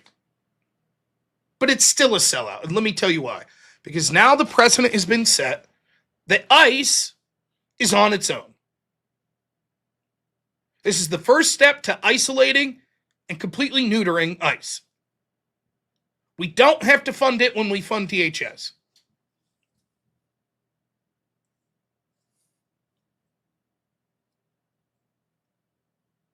So when Democrats take control and say, yeah, we're not funding ICE, fuck that. And Republicans say, well, it's part of DHS. They'll say, no, fuck that. We'll fund the rest of DHS. All of the leverage that Republicans had, gone. They're negotiating from a position of strength. They're going to win the public relations portion of it. They control the House. They control the Senate. They control the presidency. And they completely cave in to the Democrats. Completely. Now, Mike Johnson, who leads the House Republicans, is like, what the fuck is this? What's this bullshit? Now you put us in a tough spot. Now we have to sign in on caving in. And here's the difference. Everybody in the House is up for re-election. So although people might be pissed at Republican senators, most of those Republican senators aren't going to be up for election this year. We don't give a fuck. And by the time they're up for election again, they'll be phony baloney MAGA people. Oh, yes, I'm one of the strongest supporters of the SAFE Act, and we should have ended the filibuster. Yes, we should have. And then when you reelect it again, they'll go, sweet, we don't have to pretend to give a fuck about you people for 5 more years. See you in 5 years when I campaign again, motherfucker.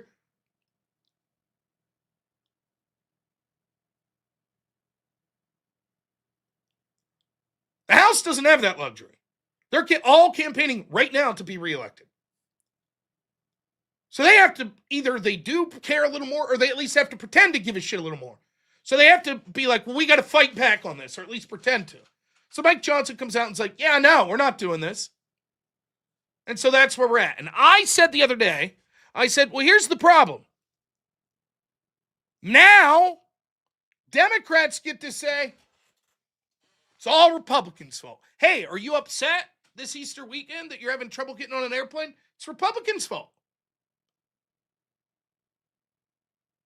And some Republican will say, no, that's not true. You fuckers care more about illegals than you care about funding the DHS and the TSA. And Democrats will quit back. 100% of Republicans in the Senate agreed with the bill that we signed. 100%. It's just the House Republicans that refuse to go along. If it was really just about us being corrupt and only care, why did 100% of the Republicans in the Senate go along? We have the solution. There it is. All the Republicans in the House had to do was sign the dotted line. They didn't do it. It's their fault. You can't call it partisan because Republicans all signed off on it in the Senate. In other words, the writing was on the wall. There's nothing that the Republicans in the House could do. Now, it is a guaranteed PR loss for the Republicans. You've completely given the Democrats everything they wanted when it came to, if you're not going to neuter ICE, then at least we're not going to fund them. And they gave it away for nothing. They got nothing in return. Nothing. A hope that in the future, through reconciliation, they could fund ICE. That's it. And now, Donald Trump came out today and was like, yeah, Republicans in the House, you should go along with the Thune bill. And they're going to do it. They're not going to fight the president on it. They're going to go, okay.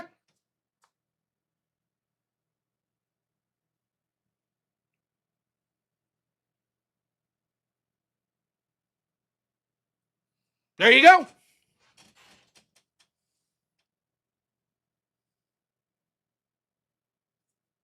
I am convinced the Democrats could have one person in the Senate and one person in the House, and they'd still run the show. This is what we think. Okay, fuck it. Let's give you exactly what you want.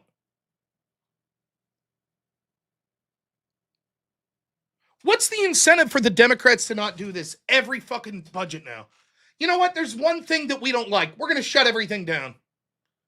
You can't do that. Why? We did it with ICE. 100% of Republicans went along with it. So now why can't we do it here? Every single time. Now, when it's reversed, when Democrats take over and Republicans try to say, you know what? We're going to hold out until, and we just won't fund this particular thing. Democrats will be like, okay, go ahead. We're going to fucking crush you in the PR battle. You're going to get hosed in the election. Everybody's going to blame you.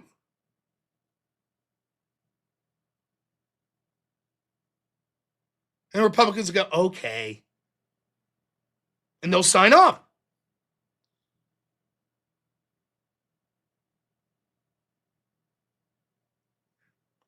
That's what you call it, blackpilling.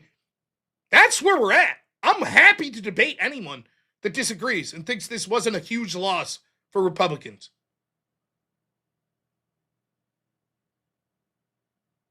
If this wasn't a loss, why'd Mike Johnson fight against it? Why'd Trump initially fight against it? If it was a clear victory, as if many of the Trump loyalists are trying to explain today online.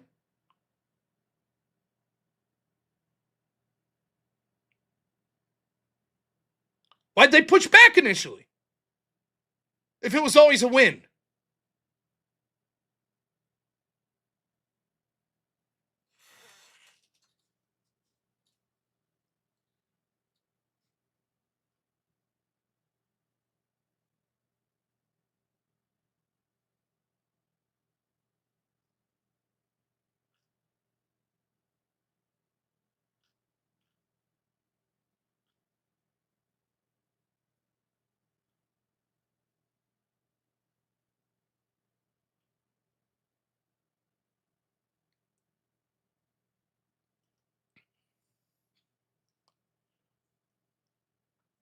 Latest polling we get today from CNN. Fuck them. I get it. Polls are bullshit.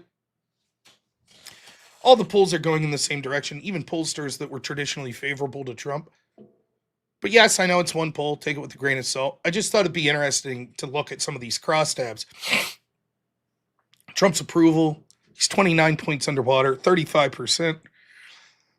And continuing to go down in pretty much every national poll. GOP's 80-20. 20% of Republicans disapprove. Think about that for a second. 20% of Republicans. Of course, he's 2-98 with Democrats, 98% of Democrats against independents. He's 47 points underwater. Basically, 3/4 of independents disapproving of him. He's 24 points underwater with men. This is the big one. White people with no college. Trump is 2 points underwater.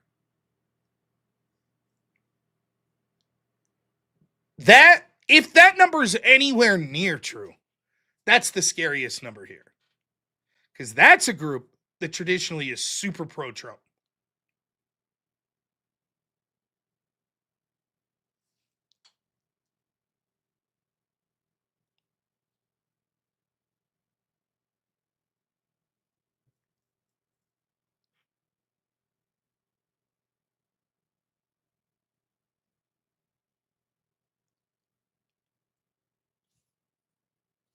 We'll see. I know there are people out there. This is all bullshit. All the polls are bullshit. All the stories are anecdotal. It's all bullshit. Trump's cruising. Republicans aren't going to lose the midterms. They're going to do great. I hope you're right. I think that that's pie in the sky bullshit, quite honestly.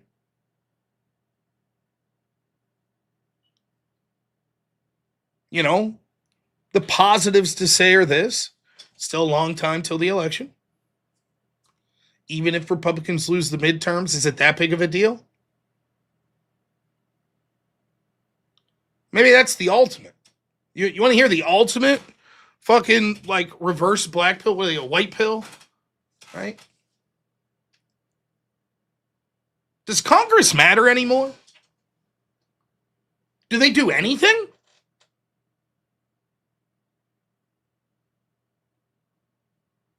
Seriously. What has Congress done?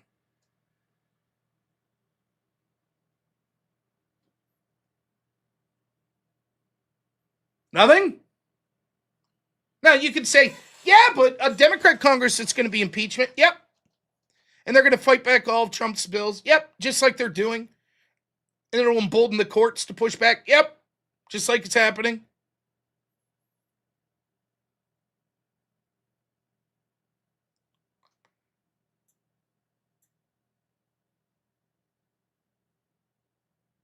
So, I mean, I guess if I had to choose at this point, and I'll ask you all, and we're not talking a zero sum, like 100% Democratic Congress. But if you had to have a Congress that was the House and the Senate were the Democrats by reasonable margins, if you had to pick, would you rather have, by reasonable margins, the House and the Senate be Republican or the presidency be Republican? If you could only have one, what would you pick? Which one do you think has more of an ability to do things?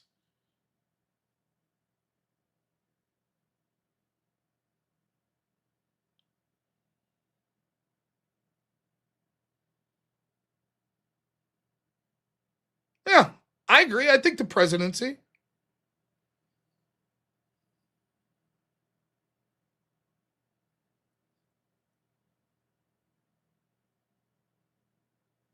Now, here's maybe the biggest white and black pill of all. If I was to ask you, at least in the Western world, let's include the United States, the European Union countries, even countries like Australia, maybe Canada. And this isn't a 100%, but I think it's a pretty reliable or good indicator at this point. With all the parties, the Tories, Labor, Republican, Democrat, all this shit, what do you think's the biggest indicator that they'll take a loss in the next election? Or at least that their popularity will wane in the next election?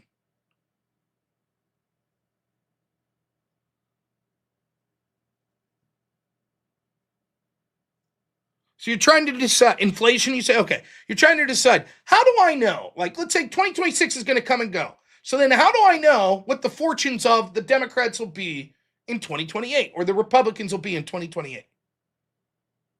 What are the metrics that you might look at to predict whether or not they will be popular? Inflation, cost of living, attitude of Republicans. Local minor elections, economy. All these answers are true, but I'm looking for something different. If I only knew this one thing, I think I'd have a good shot at predicting whether or not popularity would increase or decrease. Yeah, that's it.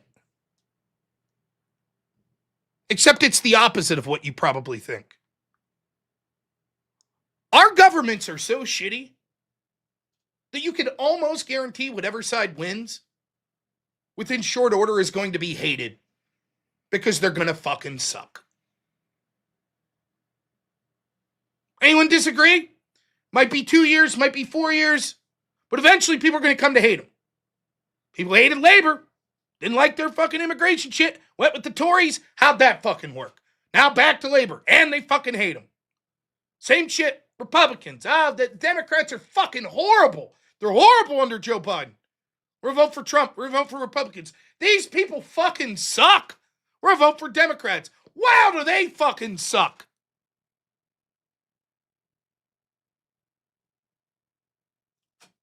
So, that's a huge fucking black pill that our governments are so bad. Right. So I guess one thing you could say is, well, if Democrats clean up in the midterms, which if I had to guess right now granted, we're a long way out, is likely, then by the time 2028 comes around and we have a presidential election, people are going to be like, what the fuck did Democrats do for 2 years? They're garbage.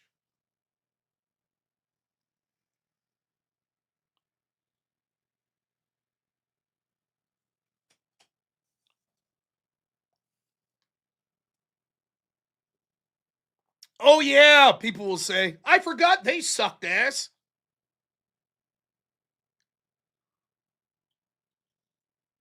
Hey, don't blame me, John. I always stream at 10 o'clock. Or usually do. So I guess we got that going for us. Democrats will control Congress, just fucking stymie Trump the whole time. And then hopefully people say they're worthless, and then we can vote for Republicans in 2028 that do nothing again. Won't that be great? Don't worry. Your opposition is always just one election away from proving how shit they are.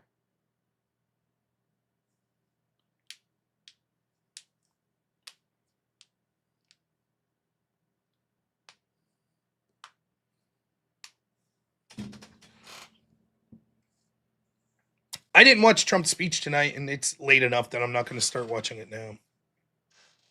But, was anyone impressed with his speech? He basically was like, we think we're going to be done with this war in like the next couple weeks. Either buy gas from America, or if you're Europe, buy gas from America, or help control the Straits of Hormuz. Just basically same bullshit, right?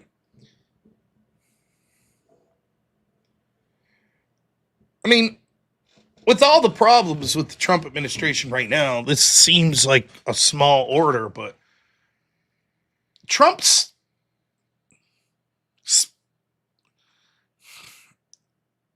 through two factors, Trump's speaking is getting worse. One is, I think he's getting older and less energetic.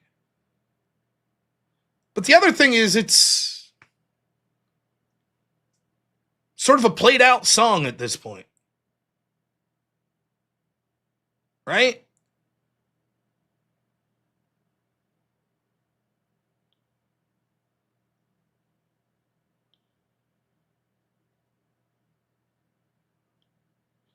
And so when you factor that in with, at this point, there's at least a certain portion of Trump's base that feels he's letting them down on his campaign promises. And the novelty's worn off.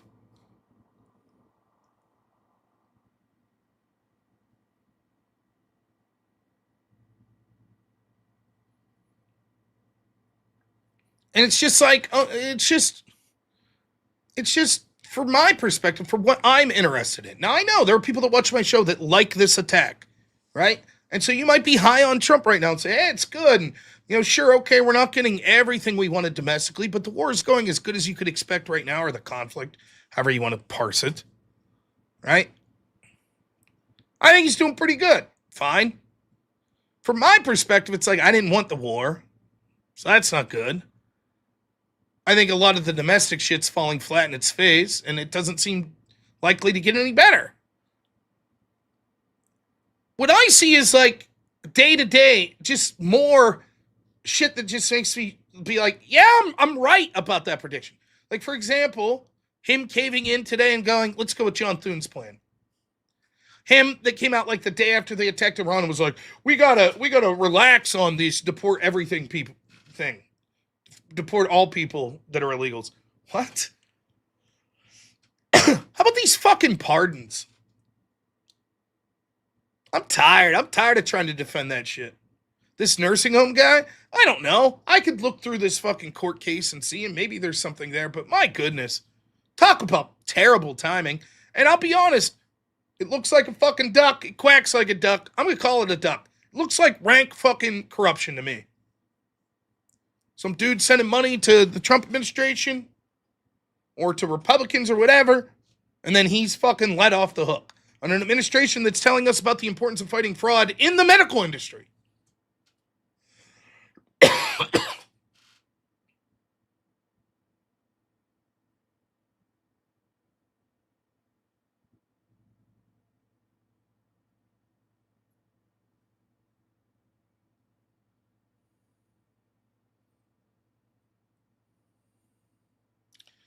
And so it's it seems as if right now that the people in Trump's ear are people that I would consider more neocon or more hawkish. And it seems to me like Trump's buying what they're selling. And it's the same shit they were selling with the Epstein shit and that fucking debacle, which is you're crushing it. Fuck these people. It's just all online, terminal online people. Trust us, dude. Trust us. You're crushing it. You're super popular. Don't believe the polls. The war is popular. Everything you're doing is popular. And I don't think, in other words, I don't think Trump's going, uh-oh. I don't think that Trump's mentality right now is like, look, I had to do some things that were difficult. And I understand that there are large people that support me, large group of them, a significant group that are upset. But it was the right thing. I had to do it because I believed X, Y, or Z. I don't think that's Trump's mentality. I think that Trump believes this is immensely popular. I'm more popular than I've ever been. Everything's great. It's just a few sourpusses. Fuck them.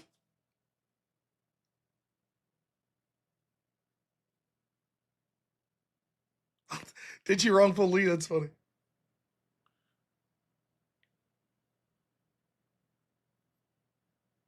Would DeSantis or Vivek been better? I don't know.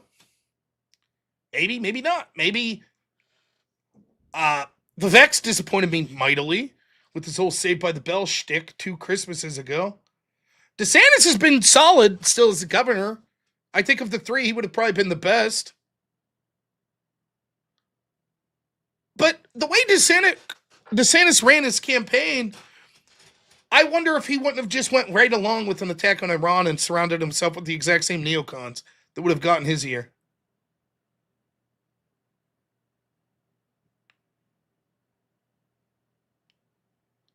I don't know. Now look, Trump, the best thing about Trump, what we did like a year ago at this point or so, I did a panel show where we talked about grading Trump. It was probably 9-10 months ago. And I gave Trump, I think, a B. And I said the best thing that Trump did was help move the Overton window. It's not necessarily him, but just what the election of him represented. There's a lot of shit culturally we could say now that we wouldn't have been able to say pre-Trump. And I think that's good. Like shit on the trans issues, race issues, DEI, etc. A lot of the policies have led a lot to be desired, I feel. But I still think that Overton window argument still applies. Trump did secure the border. We do, if you trust the numbers, which I understand if you don't, but I do believe that we have net negative migration, which is huge. That's great.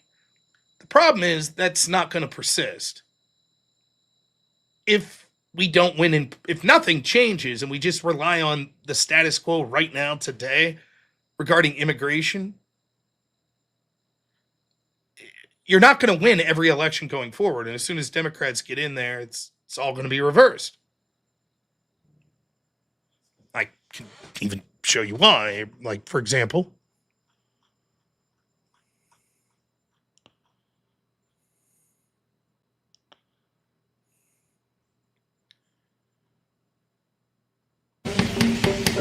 people like Cecilia Juke. She came from Guatemala with her husband and 2 kids.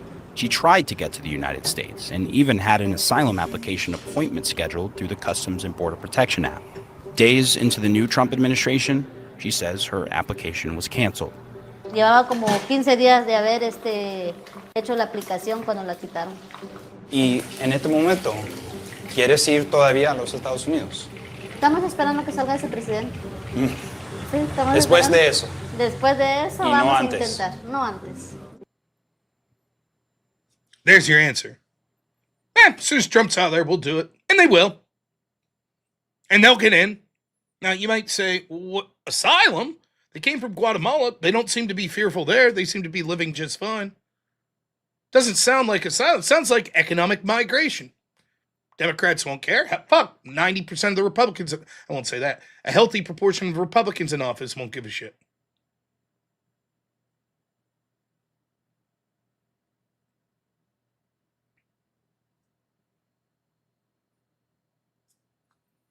It's temporary, but it's still a victory of Trump's. It is, through no help of any other Republican in Congress.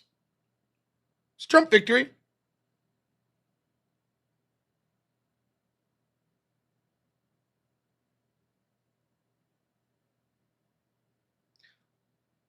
I'm not here. I think that the war is going to wrap up here, I believe, in the next month or two, at least on paper. But the problem is, I don't think we'll be left with any benefits. I think 2 to 3 years from now, we're going to be told, you're not going to believe this, but Iran's back to building weapons and shit. Can you believe it? We should have stuck there. That's what we'll be told. And I don't think that we're going to see any tangible gains right now. At best, things will go back to where they were 2 months ago, as far as the economics of it. But I think my guess is, and I could be wrong, I think the highest likelihood of things occurring is that Trump is basically informed, like, this is massively unpopular. And the longer it goes, that's why I understand, I could be wrong, but in his speech tonight, he was like, maybe 2 more weeks. So I would put it at about a 50% chance that within a month that we're largely at least being told, this is done.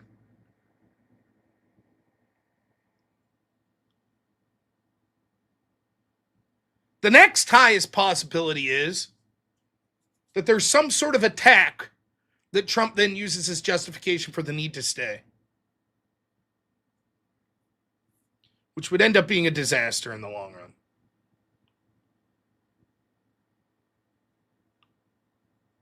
And then the last is that, as Patriot Pete saying there, which, by the way, didn't I ban you like 50 times on this channel? Anyways, don't you just keep coming back under a new name? Anyways, that they just are like, yeah, fuck it, we're staying for the enriched uranium, and that's going to take months, if not years.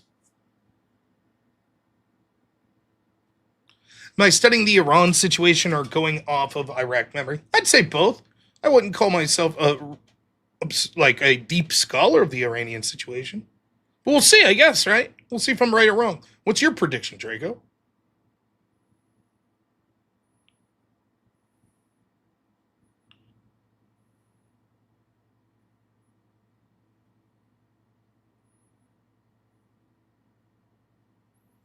I think SCOTUS will vote against Trump on the citizenship. But you go back, we talked about that for like the first hour of the show.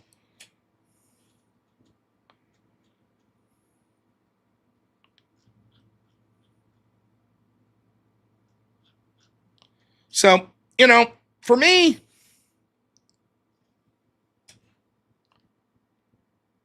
there is a possibility within a month and a half, we're talking about something completely different. And I'm right. Look, for most people, The initial attack on Iran, which was what? August of last year? July, August of last year, if I remember correctly? Where we bombed their enrichment sites. No one's really talking about that, like, in January. There's a bunch of other shit. News cycle's moving fast.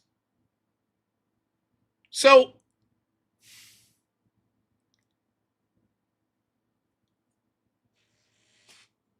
there's a chance we get out of there. Prices start to fall. We get some sort of positive economic news. People feel that they're doing better economically.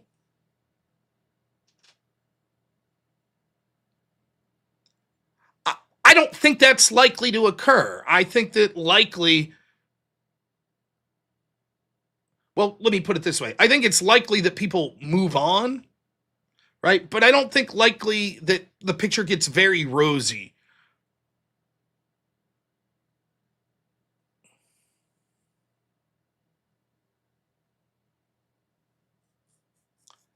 In my opinion.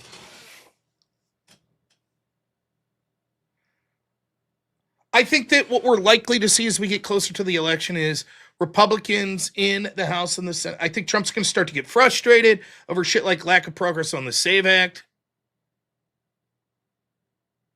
I think ICE funding will be drawn out.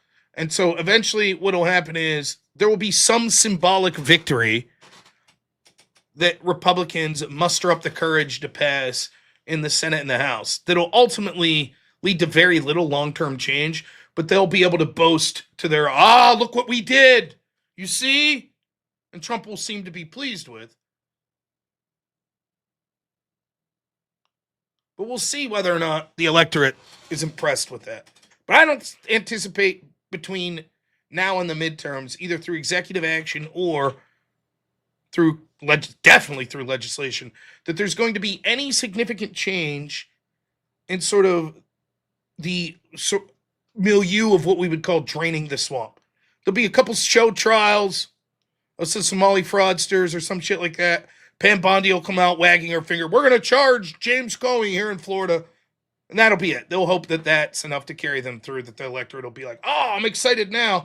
And then if Democrats win, they'll say, shucks. You see, we started moving on stuff. We were about to. Unfortunate.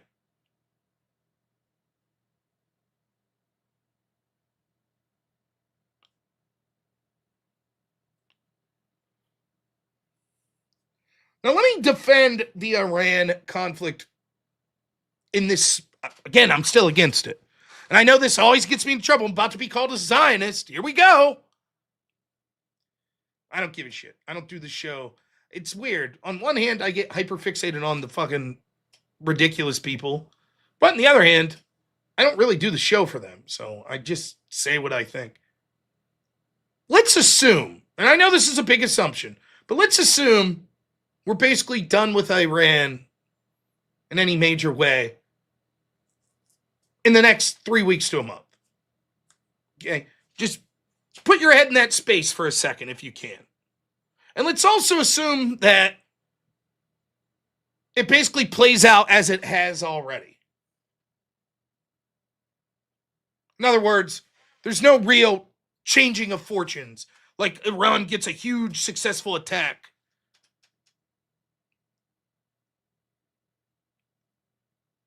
How many servicemen had died so far since the start of the conflict with Iran? Is it 12?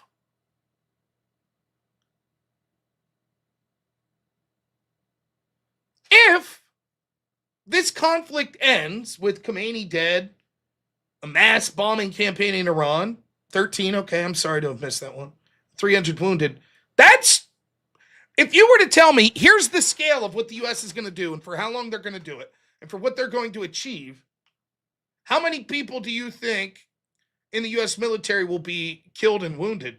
My numbers would have been way higher because I thought Iran's military was pretty robust for the region.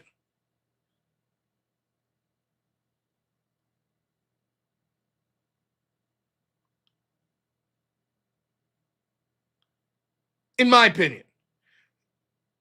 So, I mean, in that sense, Even if you disagree.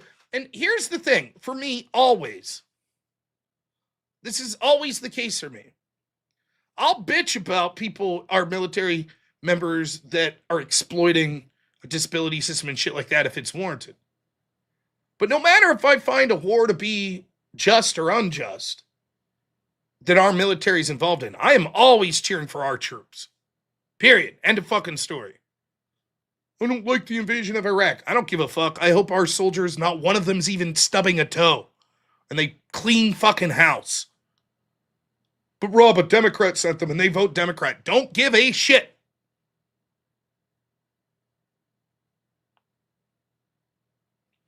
That's how I feel, you know, and I hope at least most of you watching feel that way. I'm not so sure about the Democrats, but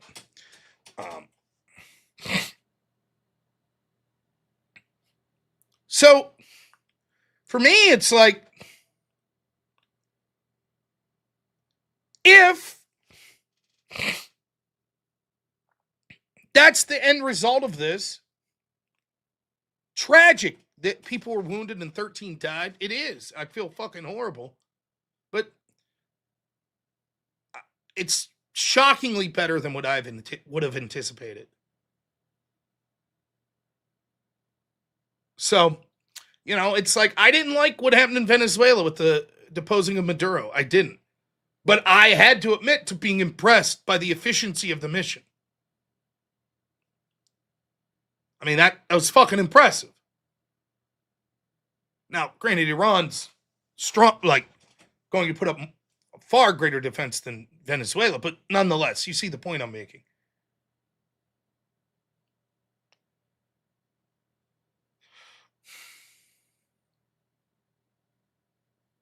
Yeah, plane collisions and whatever. Yeah, so. But yeah, that's largely where I'm at on. In the moment, it's easy, and I'm a victim of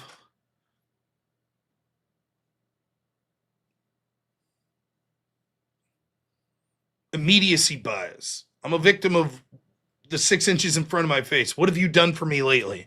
I know I am.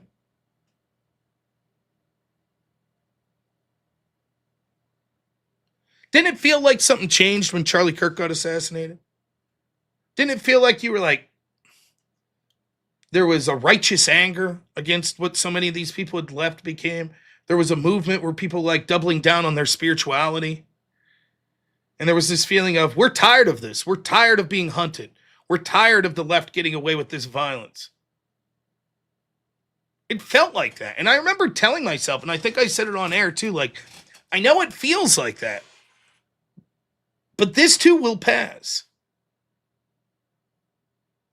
And it probably will not move the needle at all. In fact, I think there is at this point, I think that obviously things could change in the future. I would not expect it. But I think it is undeniable at this point that the murder of Charlie Kirk not only did not long-term galvanize the right, but it certainly demoralized them.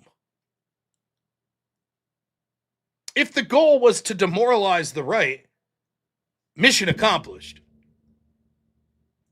I think. Charlie's a laughingstock. He's a meme. You see him on AI posts with George Floyd. His wife is brutally mocked by comedians, by people in the right wing. She's attacked. Everything he stood for pissed away.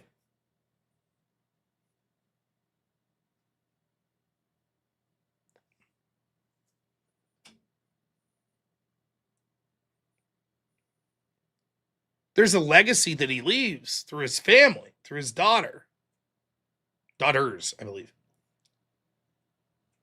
And we have what he said. It's been recorded. We can see a lot of it. But are you really going back watching Charlie Kirk debates that much? And even if you are, you think you will be 5 years from now?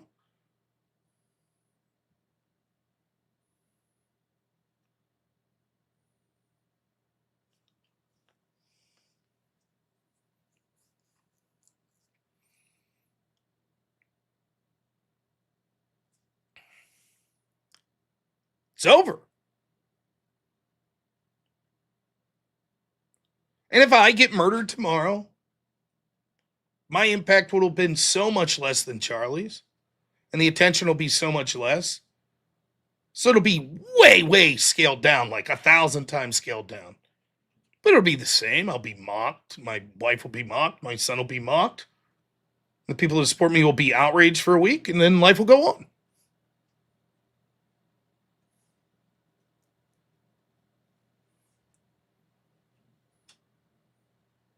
Yeah, people would miss me. People miss Charlie. That's certainly true. But as far as the cultural, political relevancy, gone. Thought I'd do a good John Adams impression. I'll have to work on it.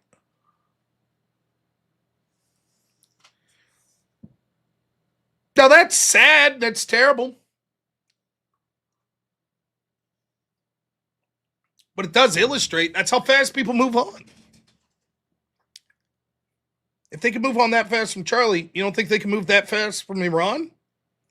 Now you lose and gain people, handfuls of them, maybe a few percentages here and there with each of these stories. For example, I know there's someone right now going, fuck that, I'm pissed with what Trump did in Iran. I ain't moving on. Fuck him. I no longer will support him. Yes, that's true. That's an authentic feeling, and people who have that. But the vast bulk of people, just remind yourself, every story you hear, every Epstein, every Iran, every, Charlie Kirk type situation, tariff situation, a Supreme Court ruling, whatever, every single one of these, just remind yourself of this. Largely, it's going to come down to the economy. There are exceptions. If we find ourselves in a literal, being invaded by China, that's a little different. Pandemics, riots, wars, huge, enormous natural disaster, all those things could tip the scale. But barring any of that, or assassinations,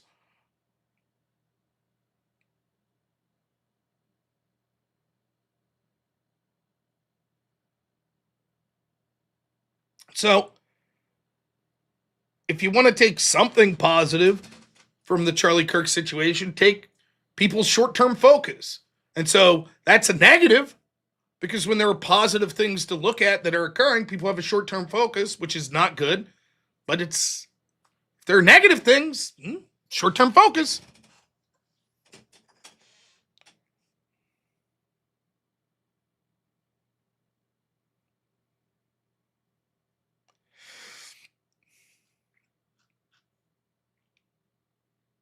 And so I think a lot of me being like, I'm real pissed at Trump, a lot of it is because, in my opinion, and I think I'm backing up the reasons why, I don't like a lot of the stuff I've seen in the past 2 to 3 weeks from the Trump administration.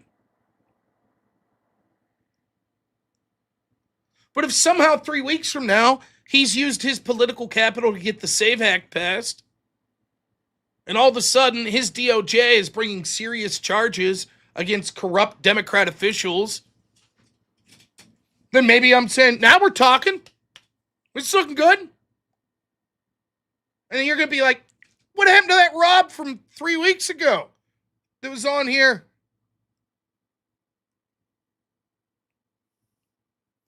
Remember, Rob, you talked about you didn't like the war, you didn't like the pardons? Yeah, I still don't like that.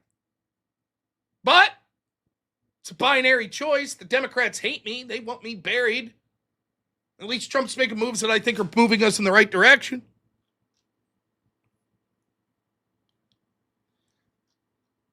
At least I'm honest about it, but I mean, that's the way it is.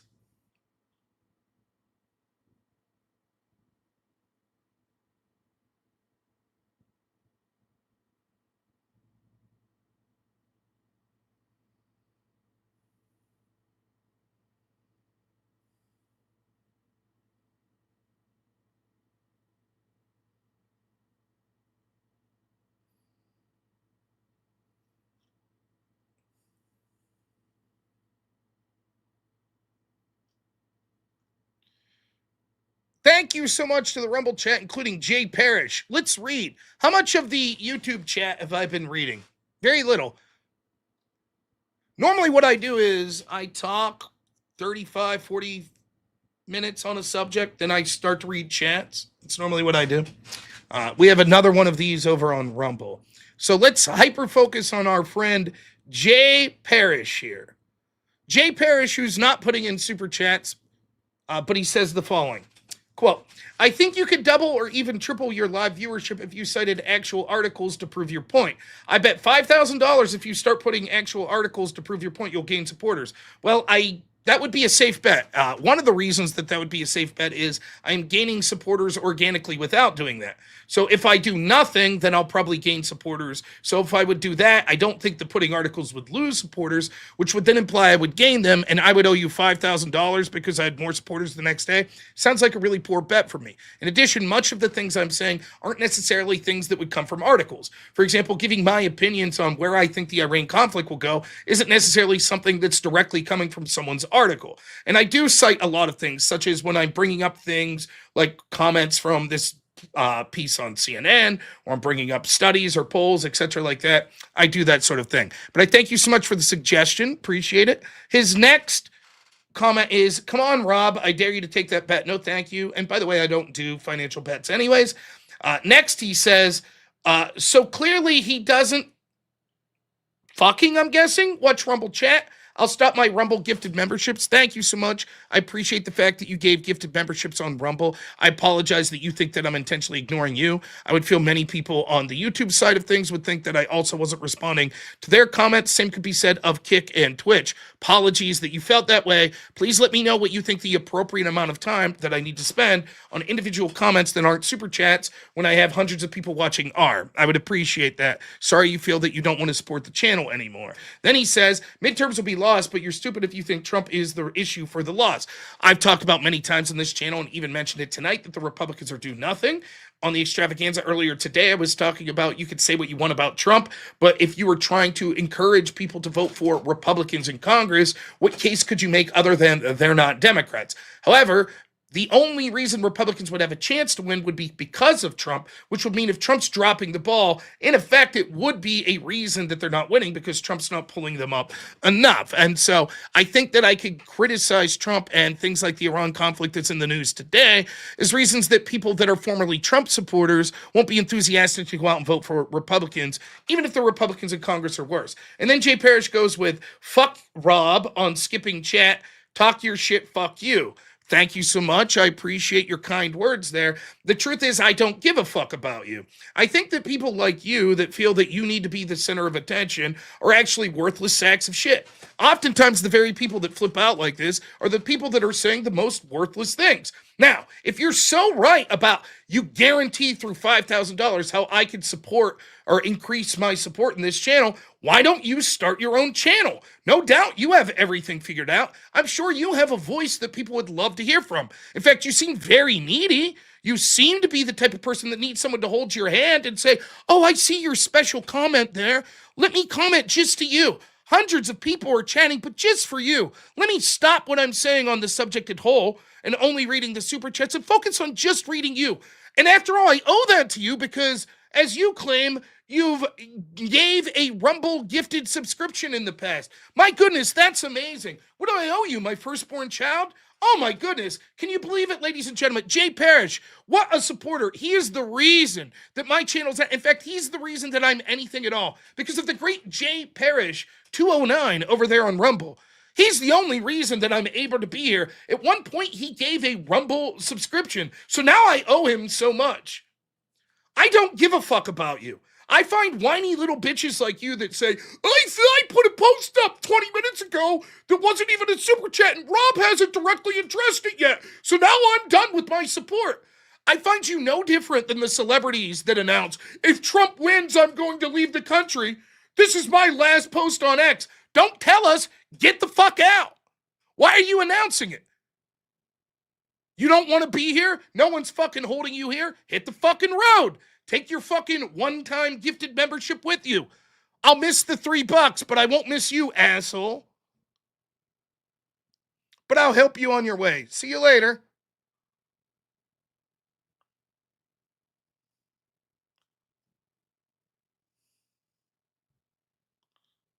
Now go fuck yourself. You don't have to worry. You don't have the ability to type anymore. See ya.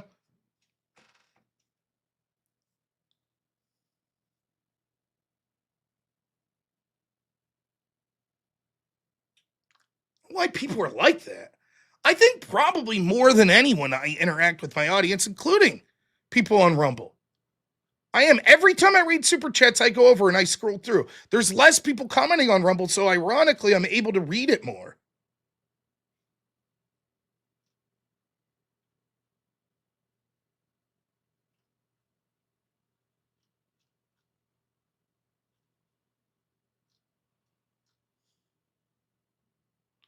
So, apologies to the rest of you if you feel that I'm intentionally. Now, I will admit, because I have to have Rumble up on a separate screen because it doesn't come up through StreamYards, it makes it more difficult to highlight the chat, and it's not right in front of my face as I'm talking. But, yeah, you know.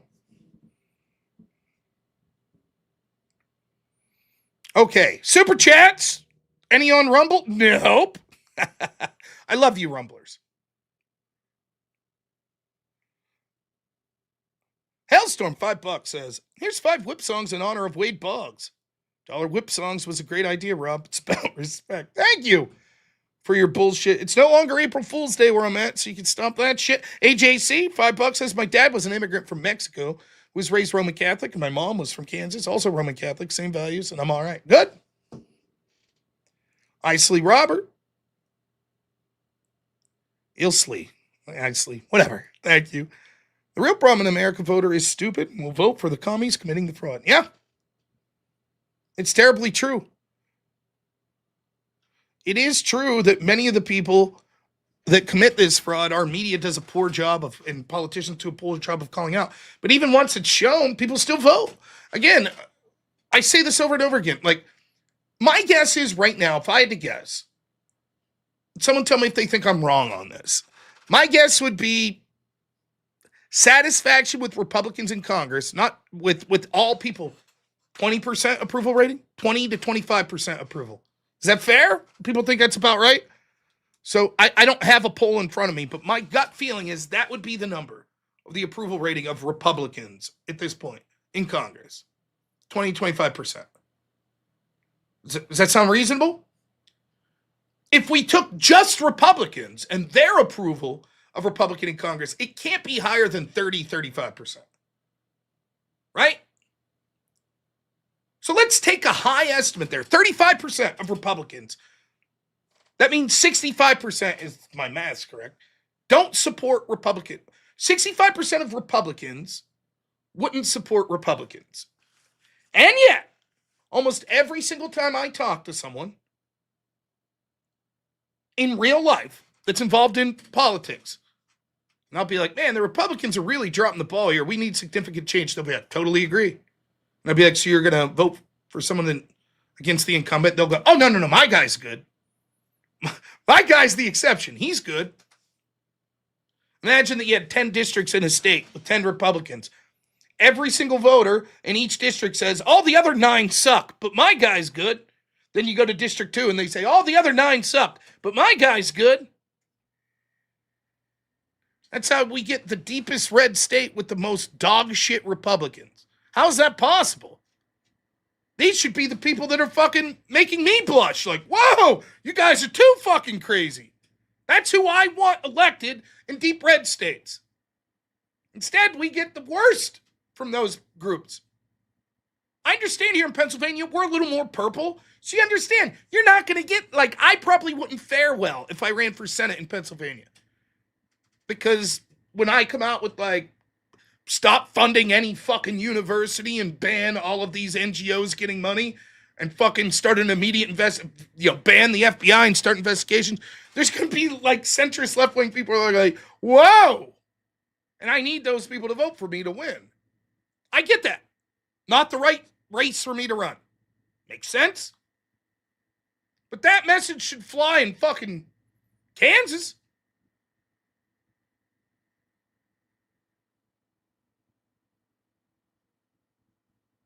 You know? So yeah, there is a lot of criticism to be had at the voter. You can lead a horse to water. You And I'm not the first to say this, but I've been consistent on this. The truth is, the average American doesn't have the stomach for what's necessary to actually forcibly put our country back on the right track. They could, in theory, say we're for deportations until they see CNN there with cameras with some woman bawling her eyes out. They're taking my baby's daddy. No! Then all of a sudden, that's the truth. That's why the PR game is almost important. The narrative, the messaging. Never would I suggest lying. I'm not. The truth is on our side. We don't have to lie. But you have to be able to sell your message to the people. It's one thing that the Democrats and the globalists and establishment are fantastic at. That's how they could take the murder of Charlie Kirk and within 2 weeks make the real victim be Jimmy Kimmel. That's how they could take violent left-wing rioters that are being supported by prominent Democrats in what, by their definition, is an insurrection occurring in almost a daily moment there, over a month ago. And who's the real victim? The rioters. ICE are murderers now. So, I agree with you. Hasty Robert again, $5 says, time to establish an American monarchy. Good luck. As long as it's me in charge, I'm all for it. Jet, $2. Thank you so much, sir. T. Jenks, another 5, thanks, says, even after Trump got elected, I was immediately discouraged because the Senate went with Thune instead of Rick Scott. McConnell 2.0. Yep. Thune's a big McConnell friend. McConnell hates Trump. Of course, what's little, probably sadly, 10 minutes a day that McConnell's able to have a cognitive thought. It's just, I hate Trump. Hellstorm, $10 says, that clip made me so mad. No consequences, no deterrence. Just make hot soup and wait until the next idiot gets in. Why worry? Skoda says they're just as American. Yep. Don't worry, that lady will be voting in the 2032 election, so. Isley Robert again, $10 says, what happened is once the left took out Charlie, the right collectively decided you can't talk with the psychopaths on the left. So the right turned itself to debate with the right. Yes and no. There was a vacuum. I think that's partly true, but I don't think that's the biggest part of what's going on. I think the biggest part of what's going on was there was a vacuum that was left by Charlie Kirk, and a lot of people tried to fill in that vacuum. And one of the ways they could do that is to attack the other, I don't consider myself a great student of history, but it's similar to what you'd see is like if a monarch's assassinated. And all of a sudden, the prince is too young, so you don't have an heir apparent. So you have all these dukes and people that are fighting each other. Formerly, they weren't fighting each other, but now when it comes to grabbing the brass ring, they're all going to turn on each other. And so I think a lot of it's astroturfed. I think a lot of it's inorganic, if I'm honest. And that there's either people directly financing it or people that are just saying shit because they see a way to make a bunch of money saying this shit. Now, some people were critical of Charlie Kirk. Look, I want to be clear. And it's worth saying this as well, right? And I think this is important. So before I get to more super chats, this is difficult to talk about, but it is something that I think I should say. I'm going to tell you a story, and it's normally a story I wait until Memorial Day to tell. But I want to tell you a story about a friend of mine.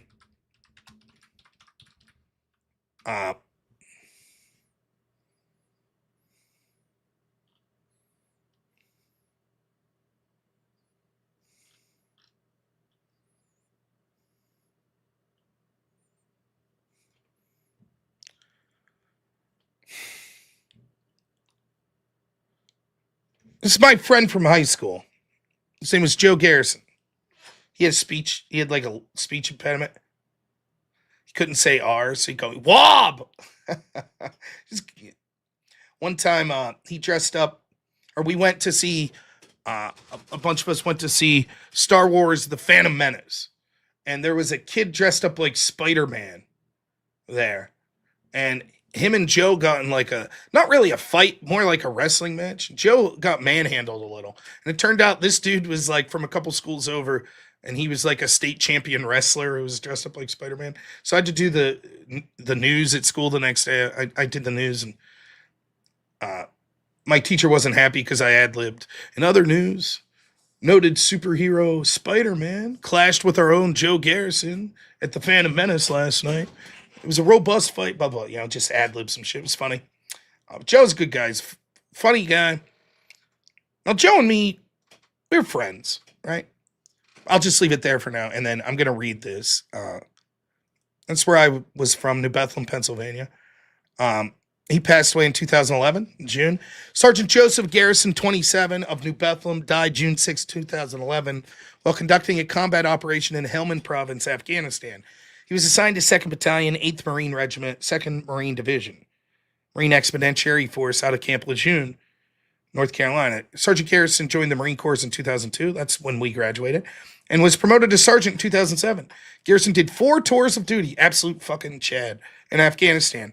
He was awarded 2 Navy and Marine Corps Achievement Medals, a National Defense Service Medal, a Good Conduct Medal, a Global War on Terrorism Expeditionary Medal, a Global War on Terrorism Service Medal, and a NATO Medal, ISAF Afghanistan.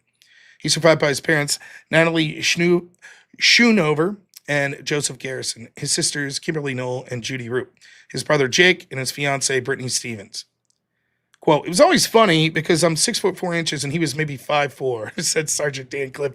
He was shorter than me, but I would guess 5'6", but okay. He's pretty short. I would always tower over him, but I would follow him anywhere. He's a hell of a leader. The Travis Manion Foundation provided a challenge grant to 5 Marines, Nick Collier, Nathan Noble, Ross Graves, Matt Dixon, and Jordan Mazar, empowering them to hike the Appalachian Trail in honor of Joe Garrison and other fallen heroes. Through the mental and physical challenge of the hike, the men honored the lives of the fallen and shared the camaraderie. And there's a bunch of articles that you can find about Joe. He served very honorably. He really did. Now, Joe died in 2011. Now, at this point, 9 years since graduation. And it was weird. Joe wasn't my best friend in school. He was on football team with me, and we had partied some. We'd gone to some parties together. But I had like I'd like 2 core groups of friends. There was like, I don't mean to insult it, but like the preppy friends that I sort of hung with, and then my stoner friends. Those were sort of the 2 groups. Plus then somewhere in between those were like my 4-wheeler riding redneck friends, right?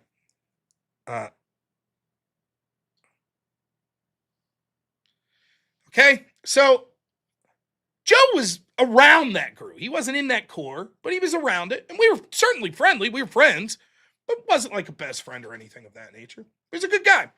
And I was happy to hear, while he's still alive, that he was having success in the military. But I don't believe I ever talked to him after 2 or 3 months after graduation. And he died, and it sucked. And I knew his sister, and felt terrible. And I remember within 3 or 4 weeks of the service of his, I was out at a local bar, and I ran into some kids, mostly girls, that I graduated with. And they were just going off about how devastated they were. Now, these girls didn't have shit all to do with Joe in high school. Nothing. I don't remember them ever talking to him. But all of a sudden, he passed away, and they were great friends, and they're devastated. And I was like, okay. And for me, people like to make things about themselves, and they like to rewrite history. Now, I want to make it clear that Joe and me were friends, but he wasn't my best friend. And when I found out he died, I wasn't inconsolable and couldn't go to work or couldn't carry a conversation. Like if it was like, my brother or my best friend. It wasn't like that. I feel terrible to this day. I'm proud to say I knew him. I'm proud to say I was friends with him, but that's it. My life barely skipped a beat when he passed, if I'm completely honest. And I tried to do my best to honor him in my little way, but that's it. I wasn't his best friend. My life wasn't devastated. That's the truth. So much of the Charlie Kirk shit has been everybody was his best friend. Everybody celebrated and said he was the greatest guy in the world. I'm going to tell you straight up, I almost never talked about Charlie. Period. In fact, the small times I did talk about Turning Point USA was probably addressing the fact that I thought it was a bit ridiculous that some of the people they had speak weren't to my taste. I watched more Charlie Kirk material in the 2 weeks after he passed away than I ever did the entire time he was alive. I would see the little clips that he would do with the like campus stuff, but I wasn't any prolific Charlie Kirk watcher. In fact, I think he was geared more towards younger people where he did fantastic work. But it wasn't really me. I wasn't watching it. And I criticized, not in a big way, but I criticized Turning Point.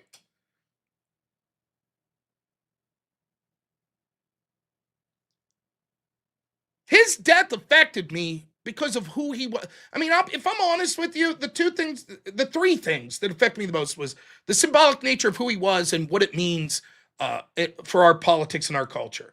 To see his assassination and see how people cheered it, number one. Number two, to see that image of him debating that guy that then celebrated his death. Where it was like, is that where we're at? I debate a lot of people. Would they celebrate my death?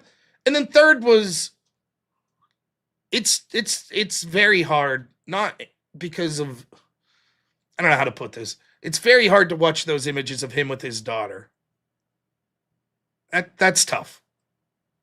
But it's not because I was his friend or I was his biggest supporter. It's just fucking tough. That's just tough. And yeah, part of that's because I'm biased because I have a young son. And I guess now that I'm more prone to think about things like that. But it's a bit annoying to see all these people come out of the woodwork. Charlie was my best friend. Oh my goodness, Charlie, Isn't it enough to just tell the truth? And the truth is, I didn't recognize how great he was. In particular, I think his greatest strength was behind the scenes work and organizational work. He was a good debater too, a good speaker. But I'm not going to bullshit you. I didn't recognize it when he was alive.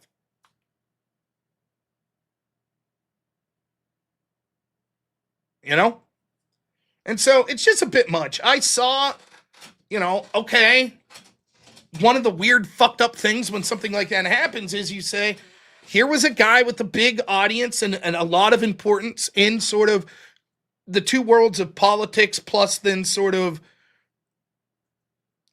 commentating on politics, punditry, and organizing. And there's a big gap, big shoes to fill. People are going to try to fill those shoes.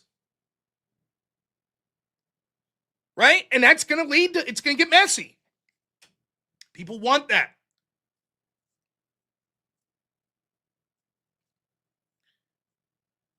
And I don't know. I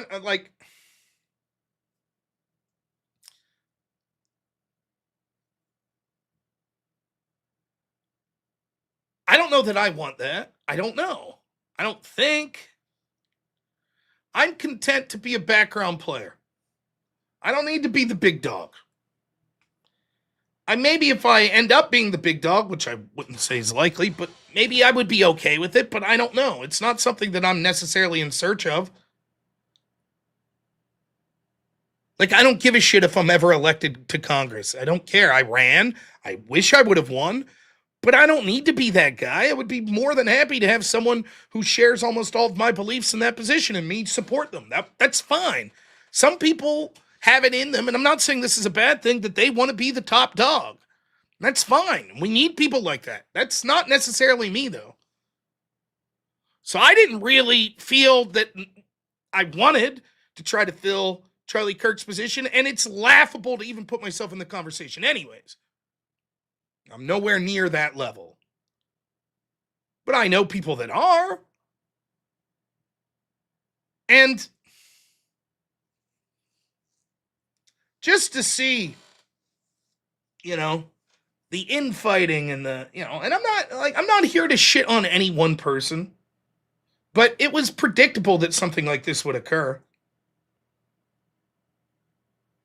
And now I feel like, I gotta admit, sometimes I feel guilty when I talk about Charlie Kirk at the end of the show. Because I told myself when that happened, I said, at least for a year, I'm going to commit myself to having my little video. I talked to my editor, Black Elk. He helped put that video together. It's mostly a video the White House put out, but we changed a couple things. And I was like, I want to make sure that I don't forget this guy's memory for myself and hopefully for my audience. Because what happened was outrageous. And so I play that video and I feel guilty because I'm like, well, what is this trying to make me look like the big man? Like I'm fucking somehow more connected? Because I'm not. And I hope no one takes it that way. I'm just some guy. I never met him. I never had a conversation with him. I wasn't a huge fan when he was alive. I didn't know him very well. Even his work, I didn't know him personally at all. I mean, his work. But I'd be lying if I said that sometimes I don't feel frustrated. It's like, I don't know, like, even people that you know supported Charlie or the message or whatever, it seems like we spend more time fighting what people are saying about his wife or than we do like remembering what happened to him and how people reacted. So, you know, the idea of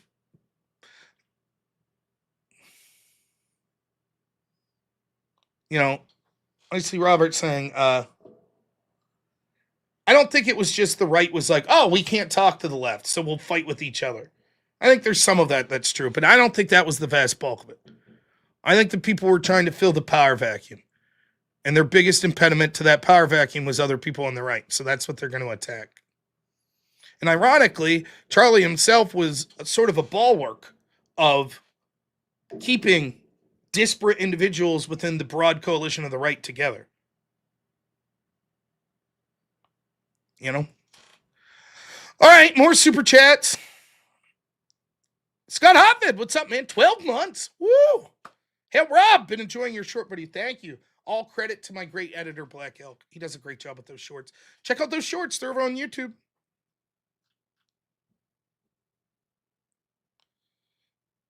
Joseph Romano, $5, says, over a year of blessings. Yes. Please spend time you would spend with this comment for more. I'm speaking now. Remember, we are the Vibranium for Wakanda. Yes, don't forget. Now, it is Easter this Sunday, so maybe I'll take Sunday off, but every Sunday we read a chapter from the great I'm Speaking Now. Black women share their truth in 100 stories of love, courage, and hope. Eventually, we'll probably get to a story that's like, man, that one's reasonable, and it won't be that funny, but I like our chances on a weekly basis. And then becomes a member. Thank you. 13 months says, see you over a year of blessings upon us. Thank you. Baxter Boy, $2. Thank you so much. Zach Gilpy, $5 says, but Rob, why are you ignoring us? Gavin Freenan, $5 says, man, that guy was an asshole anyways. Rob, why don't you ever read my messages amongst 400 viewers? Listen, I get it. I get it. But it's people act as if like I'm a prick, and I try my best. It's something that I honestly try. I tell myself all the time that it's not just my channel, it's also my audience's channel, and that they're here for a reason, not because they're just people that are viewing, but because they're part of the show. And I try my best to interact with the audience. But I also know this, that when I'm sort of riffing, particularly in the first 2 hours of the show, that it usually works best if I talk like 40 to 50 minutes with my own thoughts, occasionally seeing a chat that'll pop up and responding, usually if it's a super chat because it pops up better. And then try to go back and look at the comments after that before I move on to the next thing. Otherwise, it just gets sort of scatterbrained, and I don't keep my thoughts as an old man together as much. So I'm not personally ignoring people. And if you feel that way and you're like, well, fuck you, I'm not donating anymore, then I'm probably going to notice it eventually when I slow down, and I'm going to tell you to go fuck yourself. I mean, it is weird. It's a small percentage of people. It is. But there are a percentage of people that feel like if they send you any amount of money through a super chat that you owe them something. And you're like, at some point you're like, I don't know where you get this I very much appreciate all of the donations, even the people that fucking hate me that send donations. Thank you. But if you're doing so under the impetus that somehow gives you leverage to be like, Therefore, I demand that you must pay attention to every chat that I put in. It's not going to work. It's not feasible. And it's just, I think, a childish, self-centered mentality. That's my opinion on it. Zach Yelpy, $5 says, by the way, strongly disagree with you in the Constitutional Convention. I think it's dangerous and love to talk to you about it. Okay, if I'm putting on my devil's advocate hat, my guess is the argument would probably go something like this. State legislators are shitty, right? Would that be about it? Because the Constitutional Convention would mean the people representing us are the state legislators. So this wouldn't be your federal Congress. This is your state Congress. So for me, Harrisburg, people meet in Harrisburg. Yeah, they're dog shit. They gave us Act 77, which allowed mail-in voting here in Pennsylvania, and they're weak, and oftentimes they're even easier to corrupt. All true. But I think that what it would be is a radical shakeup. I think that if we had one constitutional convention, then the chances of another one happening in short order would be likely as well. And it would motivate people to see the importance of putting new people in those state positions. So I think that, I think that it would set a better precedent, in my opinion. It would be a radical shakeup. Like, just to see Republicans push forth, like, an amendment that would say something like, that would be immensely popular, like trans shit. Once you get that amendment procedure starting again, I think it opens up. Because right now, we're locked into it. Well, this is the way it is. And it's hard to get by. And then, Zach, I'll skip ahead to this one because I know you're talking about this right now. For $5 says, not only would it be state legislators, but usually people that are in leadership, which are always people that are pieces of shit. I don't disagree. I just think that the radical shakeup is what's necessary.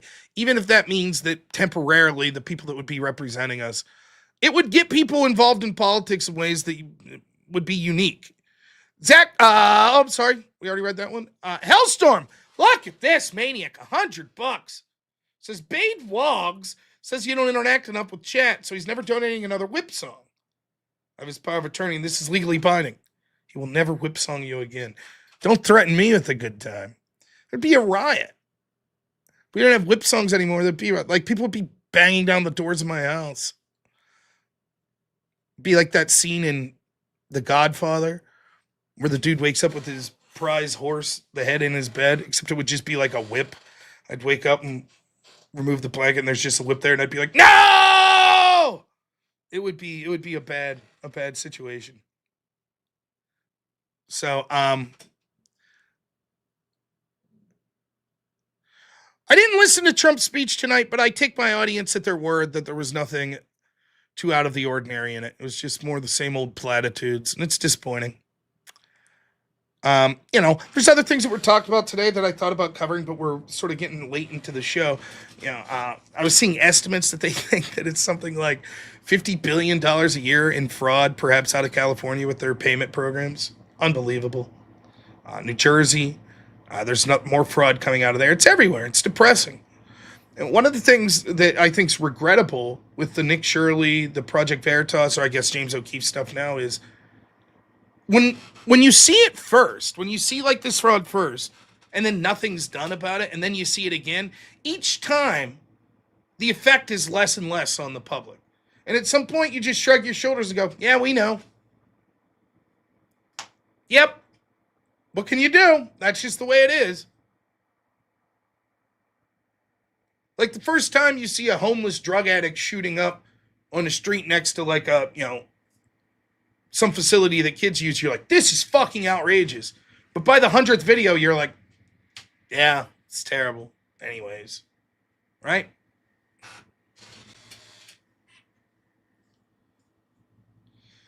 T. Jenks, $5. Thanks, man. Says, and once you get the state legislator in check, go back to having them send senators to D.C. instead of them being directly elected. I agree with that. All right, now listen. I know what Wade's doing, the shrewd bastard. Once at the end of the night, I announced that we'll start the official, we're transitioning into the grifting portion of the show. Then every time we get over $100 amount, we'll play a whip song. So Wade's telling him, see, I knew it. I knew this is what would happen. Even after I started singing it. Now he's telling everyone not to donate until I announce this. That way when we get to the 300, it's only $4 for a whip song. That's what he's getting at. I'm well aware. So we will announce we're in the grifting portion of the show. So I owe one whip song at this point for the great Hellstrom, who is now Bade Woggs' power of attorney. So I owe one for that. But $4 will get you another. All right.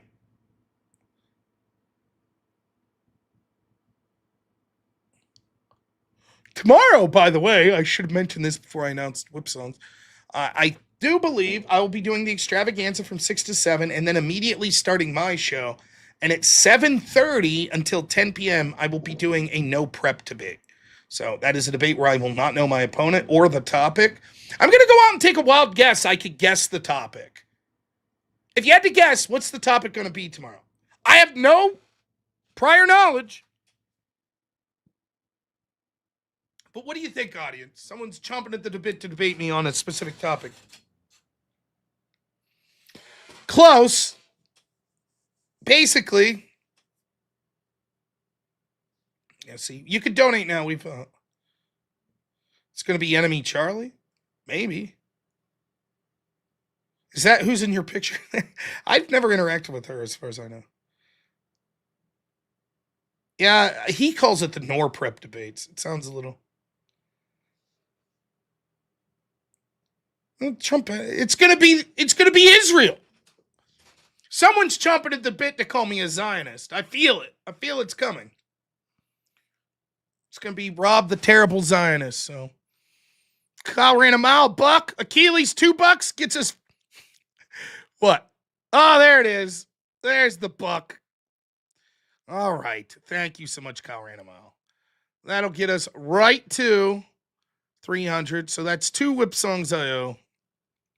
So anyways, tune in tomorrow, Crucible, 6 p.m., their Rumble channel for the extravaganza. And then, I think it's me tomorrow. If it's not, that's fine. Tune in anyways.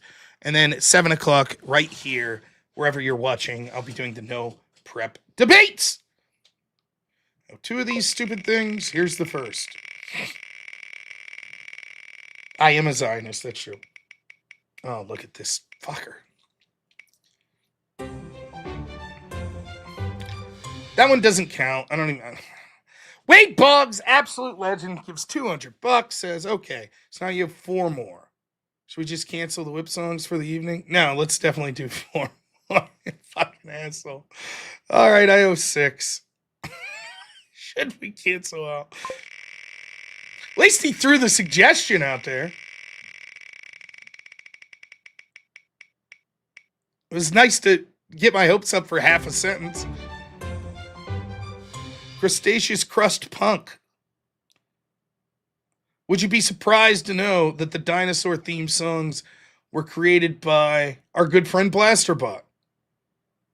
Now the next, before I play this, we did the first annual Wade Boggs Whip Extravaganza. The plan is to do something like that every 3 months, but different. So the next event will be probably around 3 months from now. We are going to do the first annual Blasterbot Dino Battle Invitational.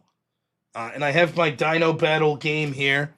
So we'll have some sort of monetary contribution necessary to get yourself in the game. And then we'll set up a tournament bracket. And we'll see who is able to achieve Dino victory. And hopefully it won't take 28 hours like the fucking Wade Bog Whip Extravaganza. But, you know, oh, I forgot to do the goal thing. I'm not doing it today. I don't feel I've been the MVP of the show, so we'll give the honors to someone else.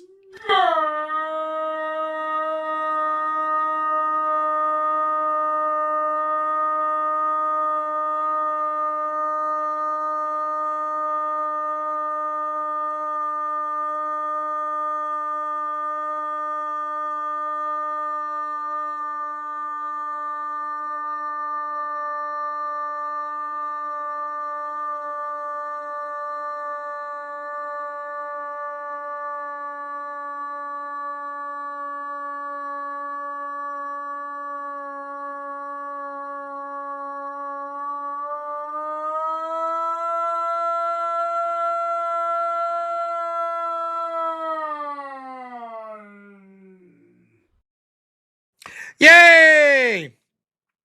All right. I owe 6. Here's the first.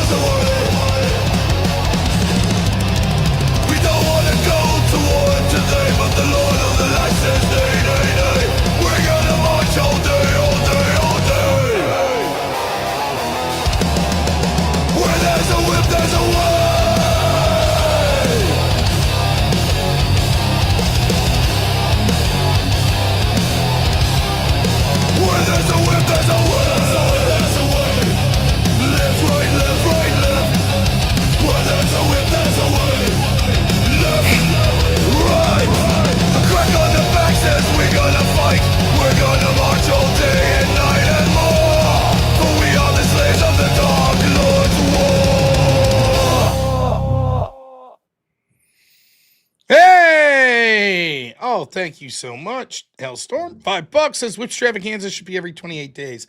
I do not have the mental fortitude, if I'm quite honest with you. I literally do not. I could not do it. I mentally would crumble. I thought I was pretty good to make it 28 hours. Once a year sounds great. Next!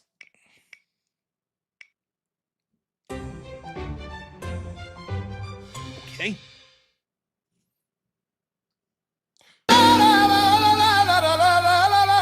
Four left.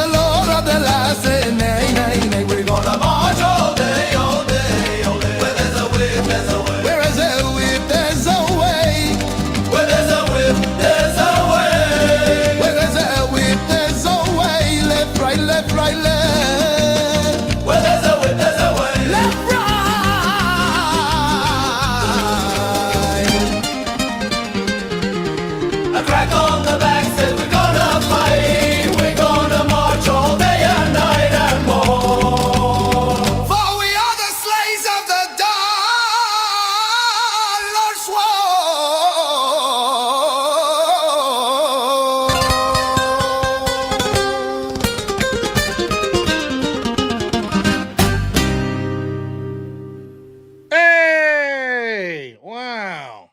4 more. We can do it. We'll make it through this. Oh, wow. The OG. Well. There's a whip. There's a whip. Where there's a whip? There's a way. We don't want to go to war today, but the Lord of the land says, nay, nay, nay, nay, nay, nay, nay. We're gonna march all day, all day, all day. Where there's a whip, there's a way. Where there's a whip, there's a whip, there's a way. Where there's a whip, there's a whip, there's a way. Where there's a whip, left, left, left, left, left, left. There's a whip, left, left, left, left, left, left. A crack on the back, say, gonna fight. We're gonna march all day and night and more. For we are the slaves of the Dark Lord's war.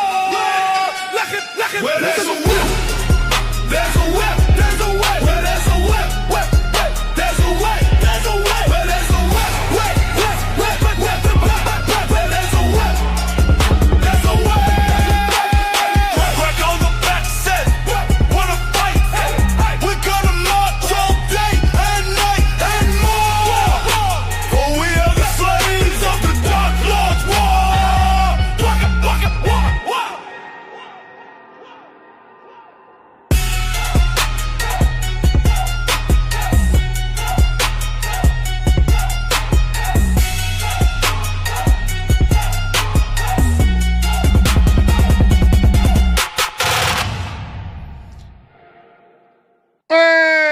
Okay, 3 more.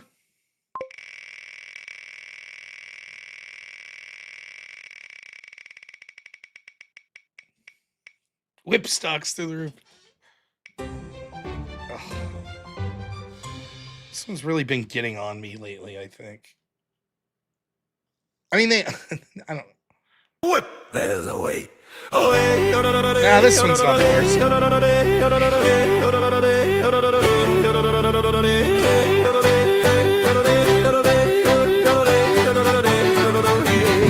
We don't want it.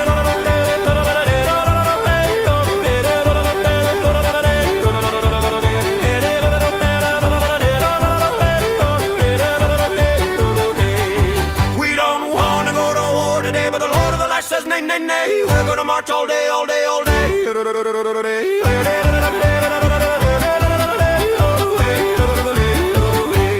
there's a way.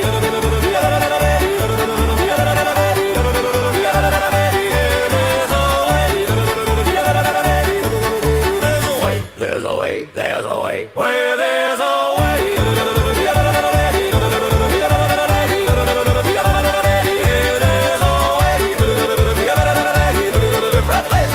There's a way, there's a way. A crack on the back says we're gonna fight. We're gonna march all day and night and more. For we are the slaves of the Dark Lord's war. There's a way, there's a way. Whee! All right, 2 more.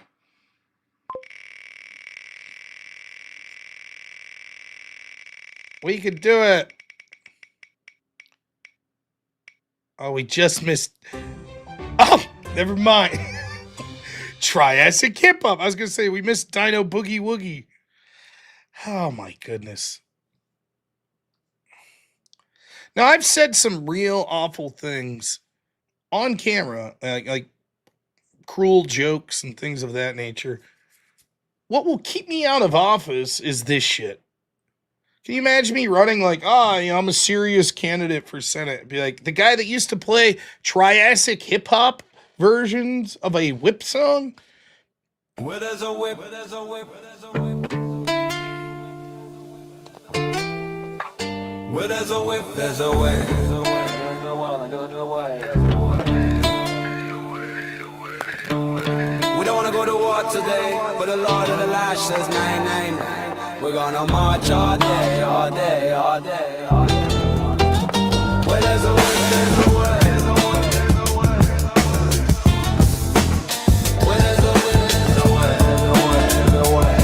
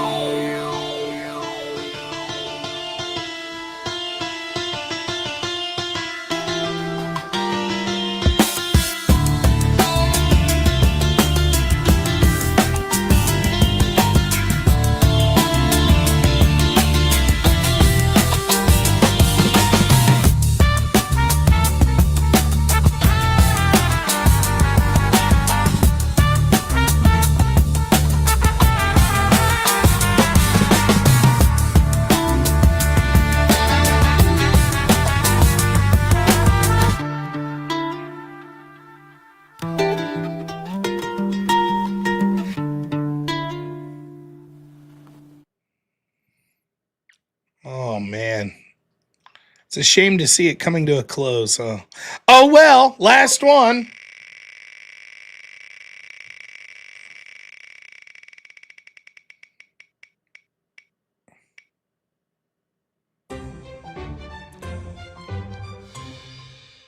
Nice.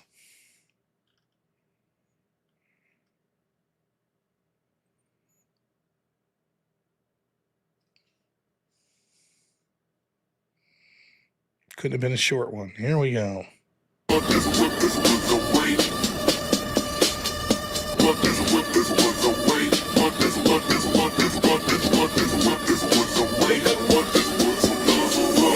don't want to go to war today, but the Lord of the Land says nay, nay, nay. We're gonna march all day.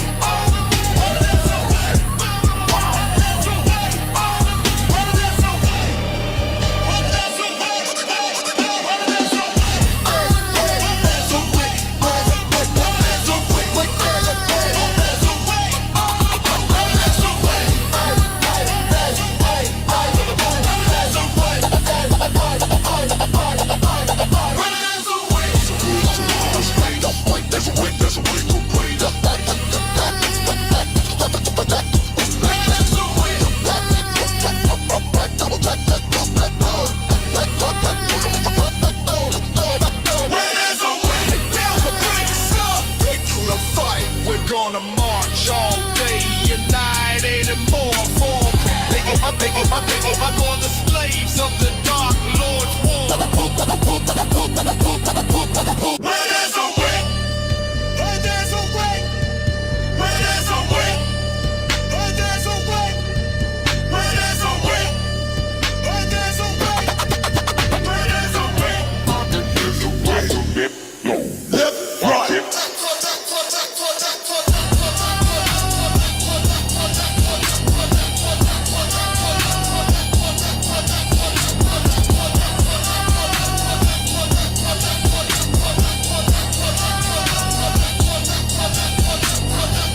On the back says we're gonna fight, we're gonna march all day and night and more for we are the slayers of the Dark Lord.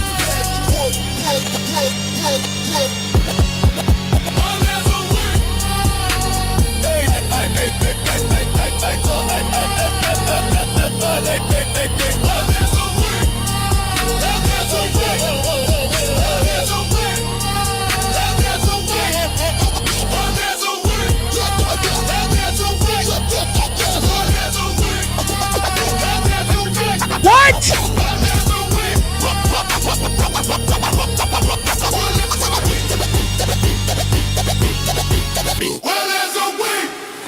Now wait a minute. We owed 6 total, right? Let me double check.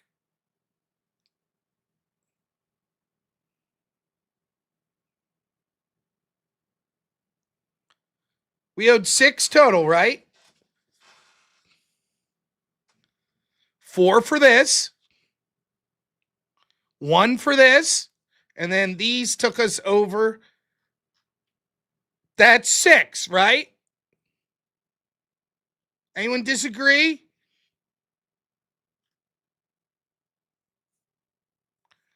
Only played 5 is the claim. Well, we shall see.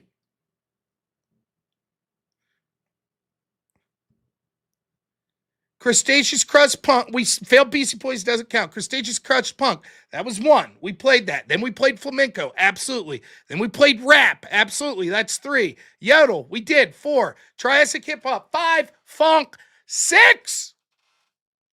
Oh! Look at these assholes trying to cheat me. Yeah, I was ready tonight, motherfucker. I found that little button up on the top right. Uh-huh. How many times have I been scammed?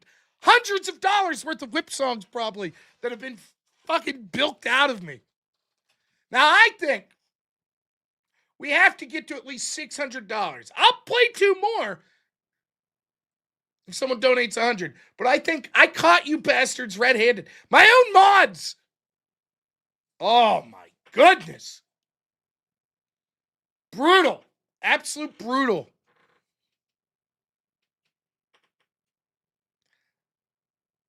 Uh-huh. Oh, I'm on to you. I'm on. No, we're on to you.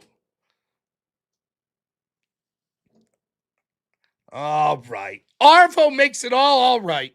$100. Thank you. Says done. What a legend. There we go. Now that's 2 I owe. One for the $100 and second for crossing 600. All is well. Let's shuffle this back. There we go. What a legend.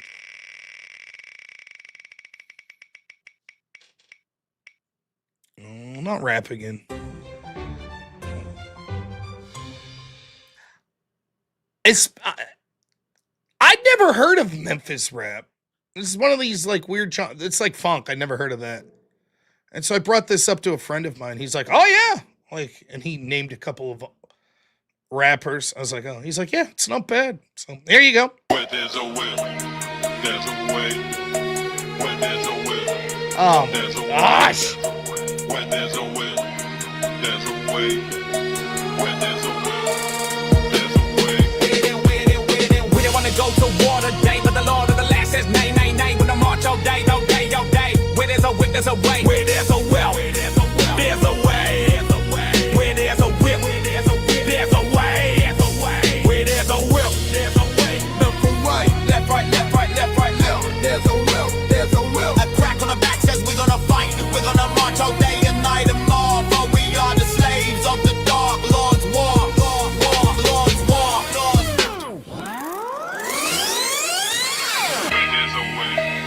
There's a way. Where there's a will, there's a way. There's a way. Where there's a will, there's a way. Where there's a will, there's a way.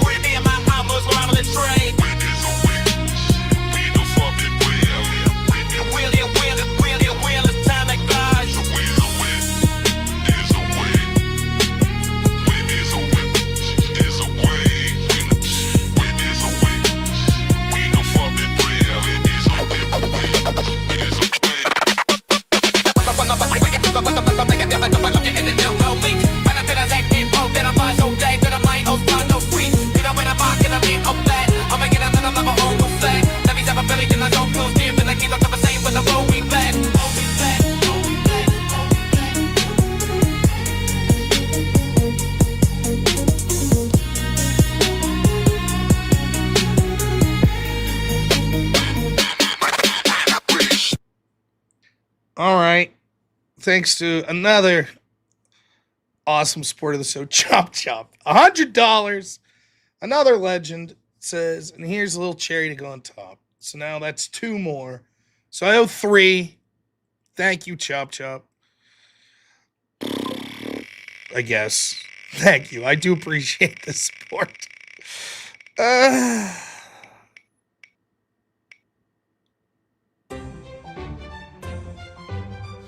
I wonder if the people that donated to create these songs, when they see how stupid the titles are, do they ever feel shame? Do you wake up in a cold sweat and like, what the fuck was I thinking? What if my friends and family find out someday that I brought something so stupid into the world? What if they find that out?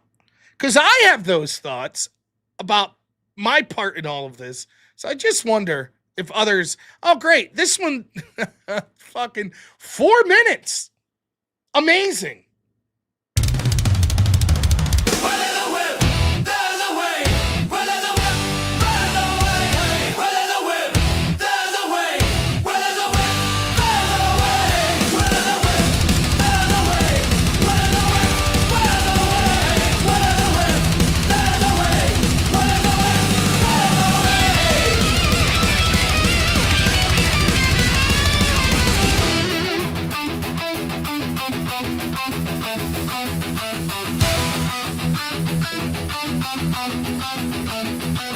We don't wanna go to war today, but the Lord of the Lash says we're gonna march all day, all day, all day.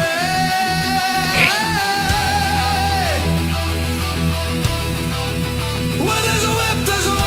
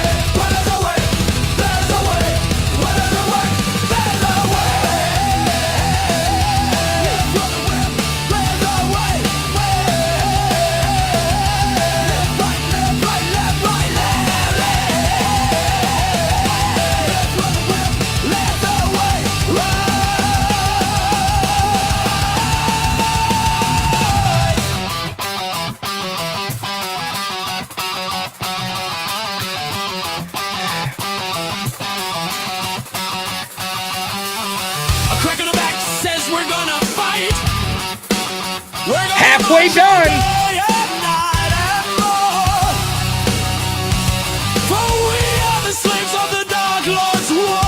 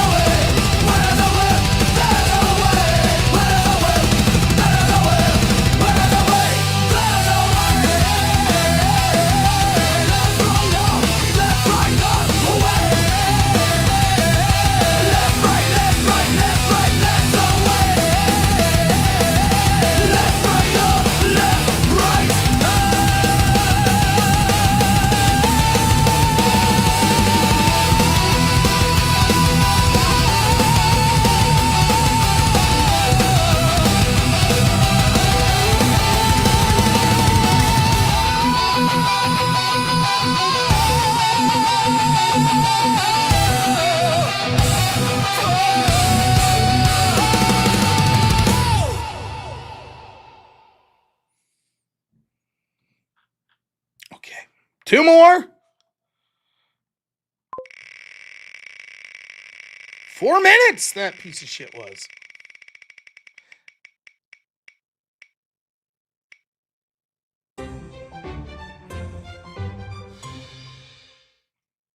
Okay. It's about that time.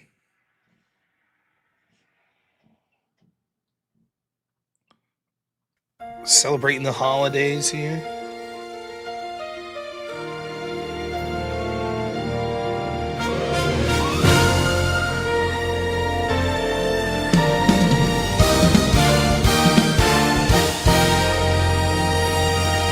Where there's a whip, there's a way. Where there's a whip, there's a way. We don't wanna go to war today, but the Lord of the Lash says nay, nay, nay. We're gonna march all day, all day, all day. Where there's a whip, there's a way.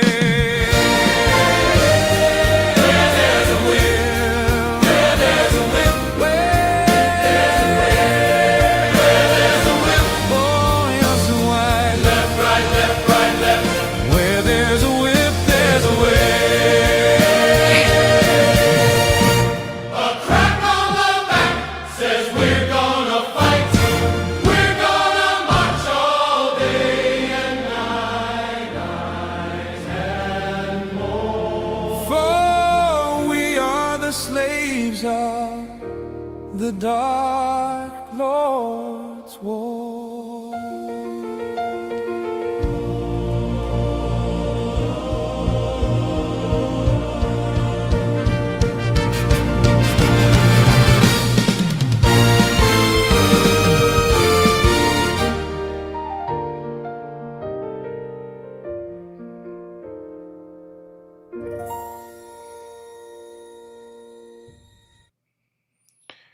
Okay.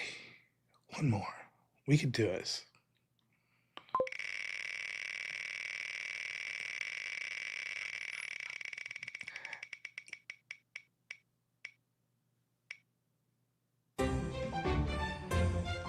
I don't know how horse keeps coming up. There are several songs.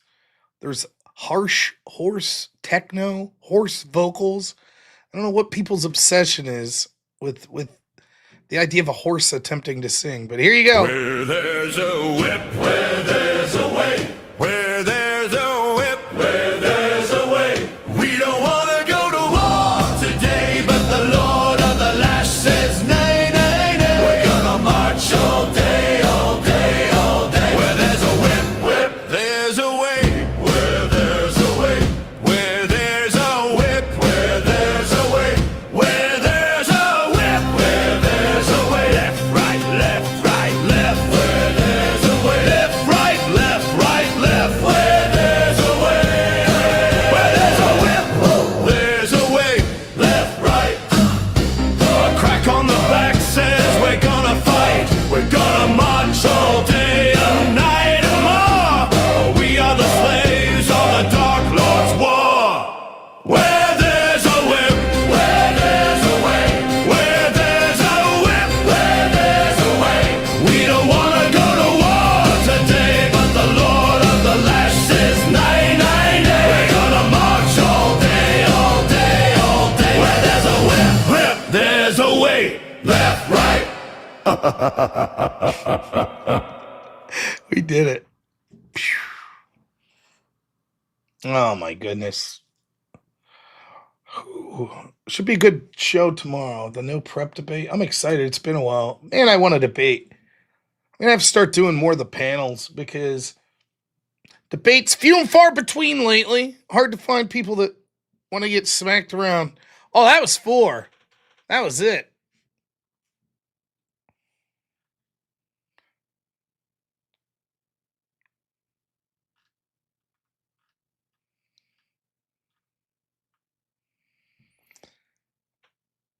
I have the receipts.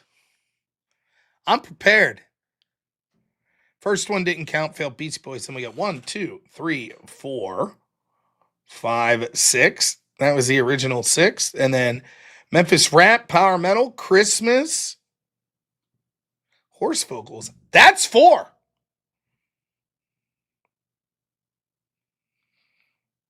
That's 4.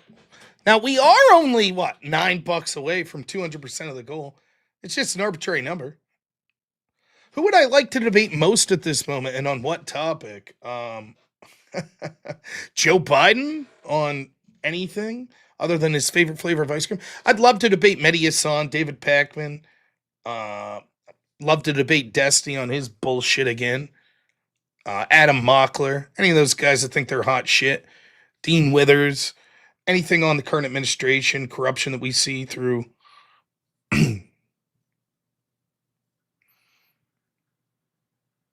Democratic Party, etc. Look, $150. You could pick a specific song. You could pick Disney. You could do that. Or you get a free Disney whip song at $1,000 because it annoys the piss out of me. So if someone donates $300, they would get 6 whip songs and a Disney. For the love of the game. How about for the love of the game? 2 more whip songs. My goodness. I can't set that precedent. The bylaws are the bylaws. The no prep debate tomorrow is supposed to start at 7:30. And apparently the person has a strong out at 10 p.m. Eastern. So it won't be one of these staying until the middle of the night type shits. No, that the rules were changed for the whip extravaganza. It was different. So, yeah, I hate the Disney whip song. All right. Now, in the meantime,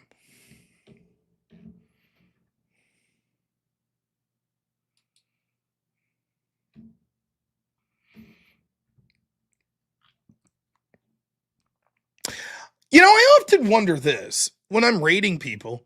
Imagine if I didn't do the whip song shit. I would raid with 300 people instead of like 120. Do you think the people I raid ever think of that? Like, it'd be nice to get a couple more viewers.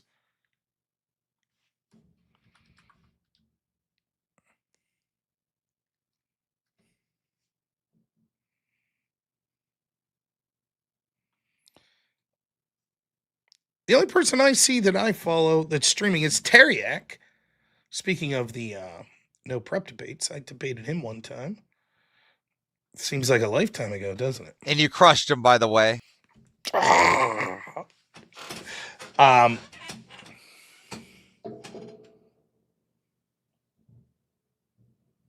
I know it's not about viewership. I agree with that. But I'm just saying, for the people I'm rating, they care about the viewership, presumably. Right? Oh, Kyle ran a mile, $9. Says for the love of the game. You know what? I'll make an exception for Kyle. I'll play one whip wheel song for Kyle for getting us to 200%. Oh, there we go. But I'll say this much. If it was Wade or anyone, Hellstorm, I'd have been like, nope. But for Kyle, for the love of the game, for getting us to 200%, I'll generously volunteer one. I was about ready to come out and plead and go like, look at Rob, you did so good on the extravaganza. Don't you think we got a whip? No one get. People are just like, whatever. All right, here we go. Okay. That's it. No more freebies. Oh, shit. Screwed that right up.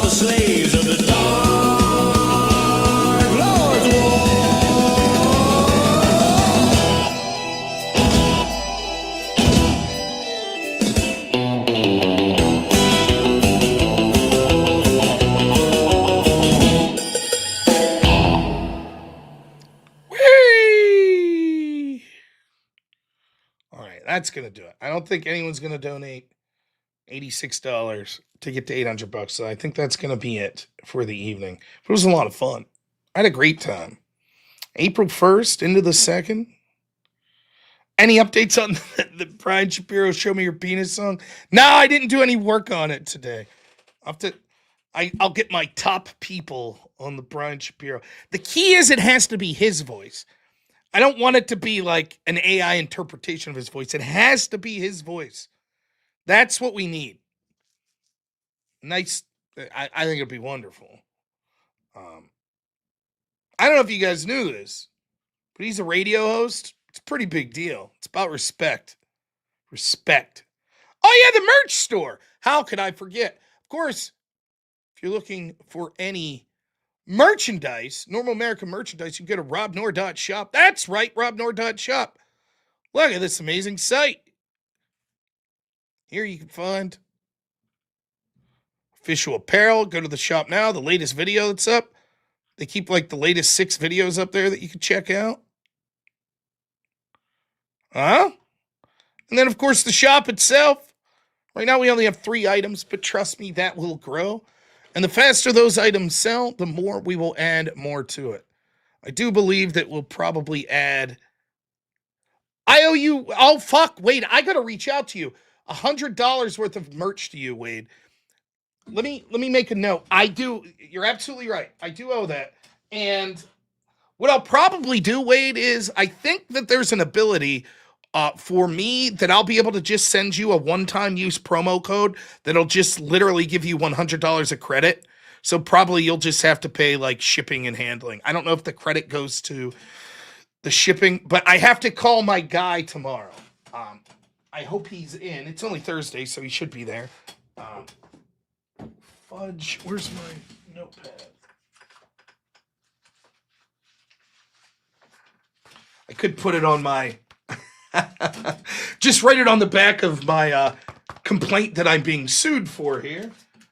But now I will. Oh shit! What did I do? What am I hearing this? Oh, because Avarice is doing something.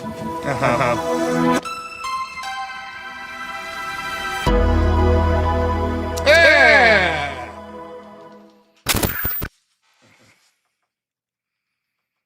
Okay. Avarice, what are you doing? We're doubling the audio here.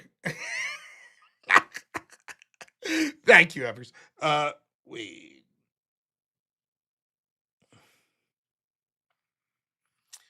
yeah, the merch guy, I talked to him about this, and he told me that that's a possibility. So I'll be able to have like unique codes that I can send people one time. Yeah, I'll reach out to you on Discord. So let me talk to the merch guy, and then we'll see what we could do. I need to talk to him anyways to see how we've done. I haven't really paid attention, but the size chart confuses you? Let's see. Let's say I want to order this. What's confusing?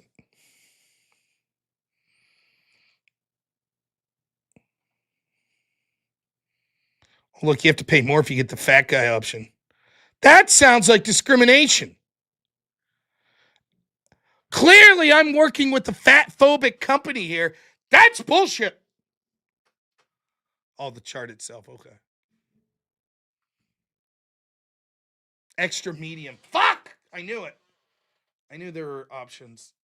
Fat discrimination. Jake Rattlesnake would be infuriated by this shit. All right. I'm going to let you go this fine evening. Thank you to Avarice. So here's something you don't know about Avarice. Avarice, like, puts together, like, commercials and shit for me, like that one you saw. And then my stupid ass doesn't know how to convert the format so that I could just have it as a button that I could push. Because I'm an idiot. So we'll work on... Somehow I need to make myself less idiot. You know? That's we'll try our best with that. Normal American Newsboy hat. We'll see. I don't know if my place has that option, but yeah, I think it'd be great. I just want one that's just got a little Normal America logo, and then on it just is a newsy hat. It just says syndicated radio host. I'd wear that hat. You too could pretend to be a syndicated radio host. Wouldn't that be amazing? But so thank you to Avarice. We will get those ads up and stuff like that. We will. We got the new computer. It'll be here soon. Once I get that, I'm going to start aggressively pushing to go on some bigger shows. We're sort of, it's not just the computer needing the computer. That's part of it, but it's just sort of, I already told Teriak I'm rating him. It's just sort of, that's going to be a good time to start like aggressive push. So, but yeah, so thanks to Avarice. Thanks to my editor, Black Elk, who does a tremendous job. Thank you to Are We Not Men? all of the great mods that I have. Thanks to Wade Buggs, Chop Chop, Arvo, all of the insane people, Hellstorm, that donate huge amounts of money to my channel, and everyone else who donates. You guys are amazing. Thank you so much. You're what keeps it possible for me to be a fat ass that doesn't actually have to go out and get a real job. That would be tragic. I did that shit for fucking 25 years. Done with that shit. Yeah, we get 200% of the goal, yeah. We will get some whip merchandise. We'll have to come up with a logo that we could send this guy for a whip wheel.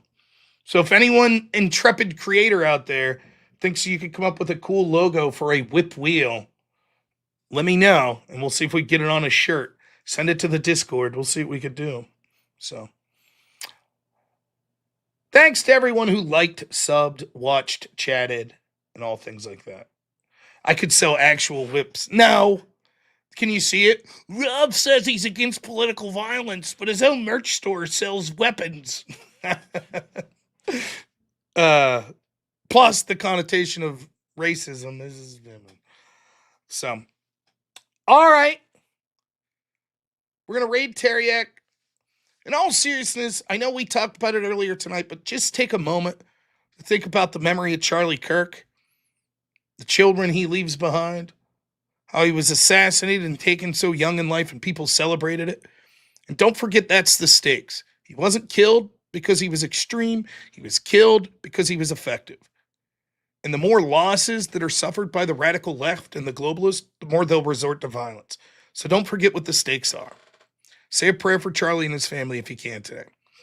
I will see you all tomorrow, 6 o'clock on the extravaganza. I'm supposed to be there. If not, you'll find me here 7 o'clock everywhere you've watched me tonight. We'll do a little preview and then the no prep debate. So we'll see you all there. As always, have a good one. Only in America is it possible to say, you know what, I don't like the way the country is going, and to do something about it. Take that risk. Take that leap of faith. Stay involved. Trust God and act obediently. Romans 12:2 verse. That God will use all things for good for those who love him. It's bigger than you. I want you to remember that. It is bigger than you. It's bigger than me. You are here to make somebody else's life better, the pursuit of liberty and freedom. You know what gives me strength? The hundreds of thousands of you that say, Charlie, keep going. 1 Corinthians 5 and 15. So that's all pretty amazing evidence, not just intra-biblical evidence, but extra-biblical evidence that Jesus Christ was a real person. He lived a perfect life. He was crucified, died, and rose on the third day, and he is Lord and God of all.